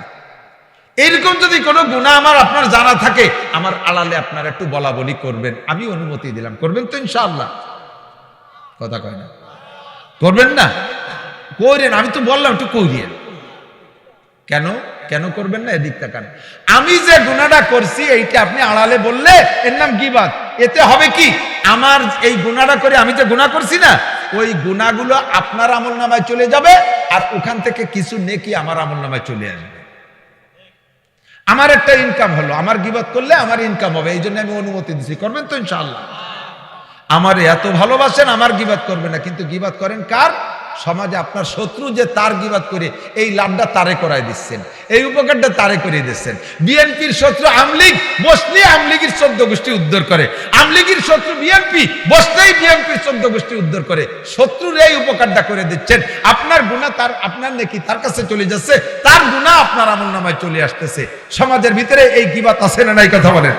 করতে করতে করতে করতে আব্দুল গফফার সাহেব, সরমুনার পীর সাহেব, ও সিনি হিলাল উদ্দিন সাহেব, আর ওই তাহের উদ্দিন সাহেব, আর এহিয়া মাহমুদ, আর ওই জাফর সাহেব, ও সব শ্রী নিয়ামতুল্লাহ ফরিদি, আরে আমাকে মসজিদের হুজুর লাস্টে ধরে হুজুর ইমাম সাহেব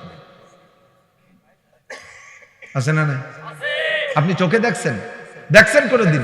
মসজিদের হুজুর 5 লাখ টাকা মারিয়ে খাইছে, বছর ভরিয়ে ইনকাম হলো মাদ্রাসায় 6 লাখ, তার 5 লাখ মারিয়ে খালো কি? বসলি অনার্থকে ভাবে আজে বাজে মন্তব্য শুরু করে দেয়। ইমাম সাহেবের গিবাত, মাদ্রাসার হুজুরের গিবাত, এলাকার গিবাত, সব প্রত্যেকটা মানুষের, ভোটাররা বসে চেয়ারম্যানের গিবাত, মেম্বারের গিবাত। আরে মিয়া বসলেই গিবাত হতে তালে থাকে।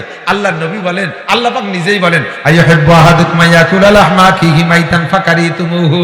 যার গিবাত করতেছে ওই লোকটা যদি মারা যায়, ওর মরা গোশত, মরা মানুষের গোশত কি মানুষের জন্য হালাল না হারাম? একটু বলেন হারাম না হালাল? হারাম না হারাম না? তুমি যেন ওই লোকটা মারা গেল আর তার পচা গোশত তুমি খাইলে, এতে যে পরিমাণ গুনাহ, আল্লাহ কয় আইয়ুহিব্বু আহাদুকুম, তোমরা কি মরা মানুষের পচা গোশত খাইতে পারবা?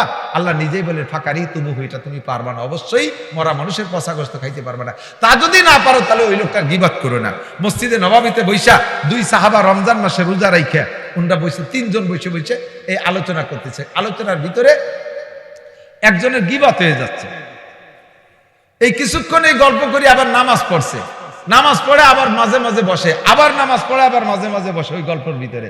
এরপরে হুজুর এই খবর পেয়ে 3 জনে ডাকছে, তাআলাও এদিকে আসো। ডেকে বলছে যে এই গল্পের পরে যে নামাজ পড়ছো না, অজু বানাই আইসে আবার সেই নামাজ পড়ো, কারণ অজু ছুটি গেছে। আর রমজান চলে যাওয়ার পরে আজকের রোজাটা আবার রেখে দিবা। কেন? তোমরা 3 জনে মরা মানসির পচা গোশত খাইছো। না হুজুর খাবো কই, যে মসজিদে বসে তো কথাবার্তা কইছি। যেই লোক তোমরা গিবাত করছো না অমুকের, যেই লোকটার গিবাত করছো ওই লোকটার গোশত যদি দিনের বেলা খাও রোজা থাকে, তা কি রোজা আছে? না, রোজা ছুটি গেছে, সেই লোকটার গোশত খাইছো। ওরা তো বিশ্বাস করে না। আনো খিলাল, আনো খিলাল। প্লেটারটা সামনে দিয়ে হুজুর বলেন দাঁত খিলাল করো। দাঁত খিলাল করছে, দাঁতের ফাঁকের থেকে পচা পচা গোশত বেরোইছে। ওই লোকটার পচা গোশত খাইছে।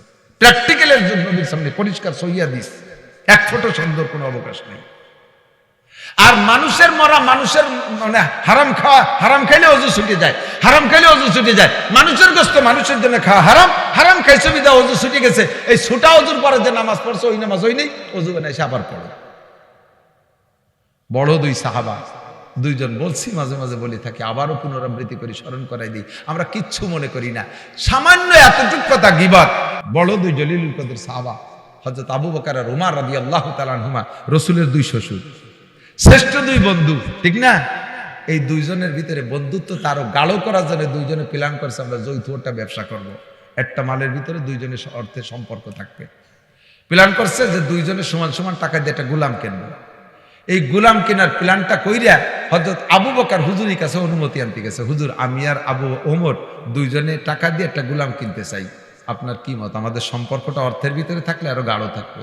হুজুর বললেন, আবু বকর আপনি নরম মানুষ, ওমর হলো মিজাজি মানুষ, এই গোলামের শেষে খেদমত নিয়ে 2 জনের মধ্যে ঝামেলা হবে না, পিরিত জমতি যায় আরো, আটটি যায় আরো খুশি যাবে, কাজে ওর মধ্যে যাইয়েন না।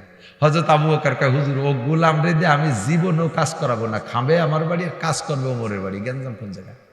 হুজুর কয়, যদি ইয়া করেন তাহলে ঝামেলা নাই। চলে গেছে অনুমতি নিয়ে। এরপরে ওমর আসছে, ওমর রাদিয়াল্লাহু তাআলা এসে বলতে, হুজুর আমি আর আবু বকর ভাই 2 জনে একটা যৌথ গোলাম কিনতে চাই। হুজুর কে, ওমর ওর মধ্যে যাইয়েন না, আপনি মিজাজি মানুষ আর আবু বকর নরম মানুষ, শেষ ওই খেদমত নিয়ে একটা গেঞ্জাম হবে, ওই সালিশ আবার আমার করা লাগবে না। ওমর কয়, হুজুর ওই ব্যাপারে চিন্তা করা লাগবে না, গোলাম খাবে আমার বাড়ি, কাজ করবে আবু বকরের বাড়ি, কোনো দিনে আমার বাড়ি একটা খেয়ারকুটো সরানো লাগবে না। মানে গোলামের দায়িত্ব কি, এ বাড়িতেও খাবে, ও বাড়িতেও কাজ, ও বাড়ি যে করবে ও বাড়ি আল্লাহর কাজ করাবে না। তো 2 জন অনুমতি নিয়ে কিনছে গোলাম কেনার পরে গোলাম নিয়ে গেছে। প্রথমে আবু বকর আগে থাকে, উনি নিয়ে গেছে, কায়দা মতো খাওয়ায়, তাড়াতাড়ি যা, খাতি এত সময় লাগলে কাজ করবি কোন সময়? ওমরের বাড়ি যে কাজ করে, সে বাড়ি যে দস্তারখান ভরা খানা, কয় যে এত দেরি হলি যদি আসতি, খাবি কন্যার আবু বকর বাড়ি যে কাজ করবি কন্যা? ও কয় যে আমার খাতি দেরি হয়ে গেছে, এর খাওয়ার কোনো কায়দা নেই, এ পাশে হাত দিলে হাতে খেজুর বাঁধে। কয় তাড়াতাড়ি খা। সে খাইতে খাইতে দুপুর বানাইছে, একটু বড় পেটে খাওয়া যায় নাকি, একটু খাইতে দুপুর হয়ে গেছে। কয় তুই তাড়াতাড়ি যা, যে কাজ কর, দুপুর হয়ে গেছে, ও বাড়ি যে দুপুরে খানা রেডি, তাড়াতাড়ি খাইয়ে যাও, ওমরের বাড়ি কাজ কর। হুজুর এই এতক্ষণ কাজই আমার খাওয়া, খাইছি খালি। খা তাড়াতাড়ি খা, খাইয়ে দে, ফিরে আসর হয়ে গেছে, ও বাড়ি যে দুপুরে খানা, তুই আন যদি দুপুরে খানা খাই, রাত্রি কি খাবি, কাজ করবি কর না? আবু বকরের বাড়ি, এ বাড়িতে খাতে খাইতে ও বাড়ি রক্ত হয়, ও বাড়িতে খাতে খাইতে এ বাড়ি রক্ত হয়। অল্প দিনে এই বেড়েও মোটা হয়ে গেছে খাইয়ে, কাজ তো নেই, খালি খায়। গোলামে যে হুজুরি কাছে কইতেছে, হুজুর মুরব্বীকে কন আমারে বেশি ফেলাক, আমি তো খাতি খাতি ফেটি যাবানি, তো টিকতে পারতেছি না। কি শুরু হলো, কেউ কিছু করায় না, খালি খাওয়ায়। হুজুর করে যে বুঝতে থাকলে এরকম কাজ এক হাতি থাক, কাজ আসলে করবি। ইতিমধ্যে যুদ্ধের একটা সফর আসছে, যুদ্ধের সফর। হুজুর বললেন যে গোলাম এই যে সুযোগ পাইছিস, তো দুই মালিকের ব্যাডিং তুই একা ববি পারবি তো? জি হুজুর, গায়ে তো খাইতে স্বাস্থ্য হয়েছে, দুই মালিকের ব্যাডিং একা ববে। তো দুই মালিকের ব্যাডিং বহন করার জন্য প্রস্তুতি নেছে। এদিকে দুই মালিক নিজের ব্যাডিং এর সাথে গোলামের নামে একটা ব্যাডিং নিজেরা গাড়ি বসে গেছে। উনাকে ব্যাডিং গোলাম রেদে বহন করা বেশি, সেটা তো দূরের কথা, গোলামের ব্যাডিংও উনাকে গাড়ি একটা। গোলাম এসে কয় হুজুর ইচ্ছে মুড়ি যাও ভালো, এ কি খাপিয়েছে? হুজুর কপাল ভালো, চলতি থাও, খেলা আছে। যাইতে যাইতে সফরে চলছে, 1-2-3 মঞ্জিল যাইয়া হযরত আবু বকর আর উমরের কাছে সফরের খরচ বরজের হিসাবের দায়িত্ব। সব সাহাবা রাত্রে তাঁবুর মধ্যে ঘুমাই গেছে, হযরত আবু বকর আর উমর দুইজনে হিসাব নিকাশ মিলেছে। এবার গরমকাল, হুজুর বললেন গোলাম তুই তো কোনো কাজ করিস না, তোর দুই মালিককে মিলে যৌথ বাতাস দিবি, একজনের গায়ে বেশি লাগলে কিন্তু নেবে না, সমানভাবে পাখা দিয়ে বাতাস দিবি যাতে গায়ে লাগে। এই খেদমত চুপ কর, একদিন তার কিছু করিস নি, পারবি? বলে জি হুজুর। সবাই ঘুমাই গেছে, গোলাম ওই বাতাস দিতে দিতে যাইয়ে ওই ঘুমাইছে গেছে, মোটা মানুষের ঘুম বেশি। এরপরে কয় যে না দাঁড়াই বাতাস দেই তালি, এবার দাঁড়াই দিতে যে দ্রুম করে পড়িয়ে ঘুমাই গেছে। আর ওমর আবু বকর ডাকে নাই, দুইজন ওই সব পড়িয়ে ঘুমাই রয়েছে। এরপরে ওই দুইজনের কাজ বাজ শেষ করে গভীর রাত্রে দুইজনে তাহাজ্জুদের নামাজ পড়িয়া জিকির ফিকির শেষ করিয়া এরপরে পার্সোনাল খেজুর ব্যাগে ছিল, তাই নিজস্ব খেজুর, যৌথ খেজুর না, এই একটু খাইতেছে আর খাওয়ার ফাঁকে ফাঁকে খোঁজ গল্প থাকলে করতেছে। ওমর রাদিয়াল্লাহু তাআলা আনহু বলছে ভাই আবু বকর আমাদের গোলামটা একটু অলস, একটু ঢিলে, তাই না? কোনো কাম নাই কাজ নাই, এখানে উঠে শেষ রাত্রি তাহাজ্জুদ পড়লি পারে, আইছিল একটু বাতাস দিতি, তা তো বয়লা রাত্রি শুয়ে পড়ছে, একটু তাহাজ্জুদ পড়লি তো লাভ হয়। এইটুক কইছে ওমর, আবু বকর হ্যাঁ না কিচ্ছু বলে নাই, এইটুকি কাম সারা।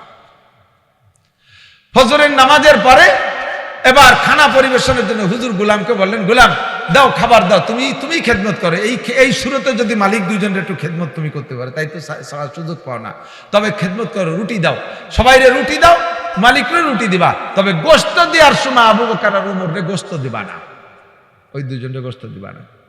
যদি কয় যে গোশত দিলি না কেন, তাহলে বলবা যে আপনারা দুজন রাত্রে গোশত খাইছেন, এই বলবা, তারপরে যা হয় তারপর। এবার রুটি দিয়ে আসছে গোলাম, গোশত দেওয়ার সময় দুইজনে গোশত দিনি। ওমর আবার মিজাজি মানুষ তো কয় দেখলেন ভাই এই খাতি খাতি আমাকে বাড়ি খাইয়ে এই মাথা মারছে, আজকে রুটি দিতে এসে গোশত দেয় না, সবাই দিয়ে আমাকে দেয় না। বলা সাহেব গোশত দিলি না কেন? গোলাম বলতেছে হযরত আপনারা দুইজন রাত্রে গোশত খাইছেন, হুজুর বলছে এই রাত্রে তো তুই ছিলি সাথে, হুজুর কি ছিল নাকি? হুজুর খাইলাম না খেলাম তা তো তুই জানিস, কই খেলাম গোশত? কয় না হুজুর বলছেন খাইছি। দুইজন চলে গেছে, যে বলতেছে ইয়া রাসূলুল্লাহ কখন গোশত খাইছেন? হ্যাঁ দুইজন গোশত খাইছেন, হিসাব করে দেখেন মিলান গোশত কখন খাইছেন। সারা রাতের আমল হিসাব করছে, সম্পূর্ণ হিসাবের ভিতরে একেবারে সেকেন্ড কখন কোন কথাটা বলছে তাও বের করে নিয়ে আসছে। হযরত আবু বকর বলতেছে হুজুর গোশত তো খাইনি, খাইছি তো একটু খেজুর শেষ রাত্রে, এটা নিজস্ব খেজুর, সমষ্টিগত খেজুর না, তবে কথাবার্তা যা বলছি সব মিলে আপনার কাছে কারগুজারি শুনিলাম। শেষের দিক যাইয়া ওমর এই কথাটা বলছে গোলাম সম্পর্কে, আমি তো কিছু বলি নেই, তা আমি তো এইটুকু। হুজুর বললেন গোশত খাইছেন তার প্রমাণ, গলার মধ্যে আঙ্গুল ঢুকাই দেন, আঙ্গুল ঢুকান, গলার মধ্যে আঙ্গুল ঢুকাই দিয়ে সামনে প্লেন দিচ্ছে, দরদর করে গোশত বেরোয়েছে। কাঁদতেছে দুজন, গোশত কোত্থেকে আসলো? কয় যে গোলামের গোশত খাইছেন। কি এত কি করছ, কিভাবে খেলেন? কয় তার গিবত করছেন। আল্লাহ কইছে আইয়ুহিব্বু আহাদুকুম আইয়াকুলা লাহমা আকিবাইতান ফাকারিতুমু, তুমি মরা ভাইয়ের গোশত খাইতে পারবো, এই ভাইয়ের গোশত খাইছো, এই গোলামের গোশত খাইছে, যে দেখতে বেরিয়েছে। এই দুইজন কান্না শুরু হয়েছে, হুজুর তাহলে কি উপায়, হুজুর তাহলে কি উপায়? কান্নাকাটি করতে করতে করতে করতে এরপরে হুজুরের কাছে উপায় চাইলেন। হুজুর বললেন যে গোলাম যদি মাফ করে দেয় তাহলে মাফ। এখন গোলামের কাছে মাফ চাচ্ছে, গোলাম মাফ করে দাও। গোলাম কয় না মাফ করবো না, আমি ঘুমোই রয়েছি, গোলাম মানুষ, আমার ঘুমের মধ্যে আমার গোশত খাইছেন দুই মুরব্বী, কোন অবস্থা। হুজুর অনুরোধ করে দে, মাফ করে দে। কয় না হুজুর মাফ করেন, যদি আপনি হুকুম করেন মাফ করতে তাহলে মাফ করবো, যদি সুপারিশ করেন তাহলে এটা আমার ব্যাপার। আপনার গোস্ত খাইনি, কের গোস্ত খাইনি, আপনার ফ্যামিলি আমার গোস্ত খেয়ে ফেলেছে, মাফ করবো না। এখন হুজুর বলতেছে, আবু বকর আর ওমরকে বলতেছে, আবু বকর ওমর, কিয়ামতে তোমাদের দুইজনকে জান্নাতে যাওয়া ঠেকানোর কোনো বিকল্প নাই, কোনো ব্যবস্থা, কোনো কিছুতে তোমাদের জান্নাত ঠেকাইতে পারবে না, এই গোলাম ছাড়া সমাধান দুনিয়ার থেকে করে নাও। দুইজন গোলাম রে ধরছে, গোলাম মাফ করে দে। হযরত আবু বকর ওমর বলতেছে, হুজুর এই গোলাম কিন্তু নিষেধ করছিল, সেই ঘোড়ার ডিম কিনেছি, দেখ কত বড় বিপদে পড়ছি, এর কাছে মাফ চাচ্ছি, আমি লাভ দেহ, সে মাফই করবে না। হুজুরকে মাফ চেয়ে নাও, পায়ে ধরে মাফ চা, গোলাম মাফ করে দে। কয় না মাফ করবো না, কয় না মাফ করে দে। হুজুরও বলতেছে মাফ করে দাও। গোলামে বলতেছে, হুজুর মাফ তো করবোই, যারা এত যত্ন করছে মাফ তো করবো, একটু শর্ত আছে, আপনি সাক্ষী থাকেন। উন্ডা দুইজন বেহেশতে আমার মতো গোলাম ঠেকাতেই পারবে না, উন্ডা বেহেশতে চলেই যাবে। উন্ডা যাওয়ার সময় দুইজনে আমার হাত ধরে নিয়ে যাবে, ওয়াদা করুক তাহলে আমি মাফ করবো। গোলাম আটকাইছে জায়গা মতো। এবার দুইজনে এদিক ওদিক চায়, হুজুরকে মানিয়ে নেও, আর কিছুতে তোমাদের জান্নাত ঠেকাতে পারবে না গোলাম ছাড়া। কথা কতটুক বলেন তো, একটু কথা। আরে আর আমরা বসতে মসজিদের মধ্যে বসে, কয়েকজন এতে কাবে বসে, এতে কাবে শুয়ে কয় বুড়ো, শুনছি নানটুর বউ বলে বল্টুর সাথে চলে গেছে, এতে কাবে বসে। শুনছি হুজুরির বলে আবার 6 মাস পরে আর একটা ছেলে হয়েছে, 6 মাস পরে একটা, এই গল্প এ কর কি দরকার, কি দরকার? সবচেয়ে বেশি গীবতে পাকা মহিলারা। আগে কইতো 3 বিটি যেখানে কলকাতা সেখানে, মুরব্বীকে মনে আছে নাকি? এটা প্রবাদ ছিল না, 3 বিটি যেখানে কলকাতা সেখানে, এখন 3 বিটি যেখানে সারা পৃথিবী সেখানে। এই বসেই শুরু, আরে এ আপা তো শাউরি কেমন? কয় যে 1 নম্বর সুন্নি। শ্বশুর ওটা তো বুড়ো শয়তান, তো স্বামী ওটা আবাল, তো দেওর একটা নুসু আছে না নাই? এই যে বস্তা ভরে ভরে গুনাহ কামাই করতেছে, 24 ঘন্টা ইবাদতের মধ্যে যাইয়া, অমক জিকির করে, জিকির নাই এই করে, অমক তবলিগি যায়, তবলিগ নাই এই করে, কয় না বাংলা? তুমি তো কিচ্ছুই করো না। অমক নামাজ পড়ে, কি নামাজ পড়ে, অমক রোজা রাখে, কি রোজা রাখে, অমক দান করে, কি এই অমক বলতিটা শব্দটা বাদ দেন, গীবত করা বাদ দেন। 1 নম্বর কবিরা, এটা হুকুকুল ইবাদ, মখলুকের হক। কেউ রে গালি দিয়েছেন, ওই গালির জবাব যদি তার থেকে আপনি দুনিয়ার থেকে না পান, তাহলে কিয়ামতে গালির জবাবে দেওয়া লাগবে, আপনাকে পরিশোধ করা লাগবে, সে জায়গায় যে আপনাকে নেকি কাটবে। এইভাবে হুকুকুল ইবাদ যত আছে, সমস্ত হুকুকুল ইবাদের ভিতরে অন্যতম গীবত শিকায়েতটা আমাদেরকে বাদ দিয়ে চলতে হবে। আল্লাহ তাআলা আমাদেরকে বাঁচার তৌফিক দান করে, বলেন আমিন। আরেকটা হলো হাসাদ, আরেকটা হলো হাসাদ, পরশ্রীকাতরতা। পরশ্রীকাতরতা, আর একজনের ভালো মতো সহ্য করতে পারে না, আর একজনের উন্নতি দেখতে পারে না, আর একজনের ছেলে লেখাপড়া শিখতেছে তার জন্য বদদোয়া করে, আর একজনের ছেলে মেয়ের ভালো বিয়ে হতে যাচ্ছে, সে জায়গায় যে ক্রিমিনালি কোটলামি করে। এইগুলো পরশ্রীকাতরতা বাদ দিতে হবে। এ হুজুর এর কিরম নামাজ পড়লি, ও হুজুর কিরম দাঁড়ালি, ও হুজুর কিরম ওযু করলি, খালি ভুল ধরে, খালি ভুল ধরে। এ বুড়ো জীবনে 40-50 বছর পর্যন্ত আসার খালিও পশ্চিম দিক পড়তো না। সেই বুড়ো কালে তবলিগার সরমনাই দিয়ে গুল্লি দিয়ে এসে একেবারে আস্ত হুজুর হয়ে গেছে। পোলাপানরে খালি লুকমা দেয়, ওগে কারণে পোলাপান কয়, হুজুর তুমি তোমার এই বুড়োটা নিয়ে থাকো, আমরা আসি, আসসালামু আলাইকুম। আর স্থানীয় পোলাপান, স্থানীয় কেউ এসে মাদ্রাসার ছাত্রদের গালিগালাজ করবে না, শক্ত কথা বলবে না, ধমক দিবা না, তাহলে গায়ে হাত দিবা না, তাহলে মাদ্রাসা শেষ। এই 2 শ্রেণীর মানুষ মাদ্রাসা করতে পারবেন। আপনারা সে সহানুভূতি দেখাবেন ইনশাআল্লাহ, পারবেন তো? আর কমিটি যত কমিটির পদ নিয়ে কাড়াকাড়ি করলে সেই জায়গা মাদ্রাসা বড় হয় না।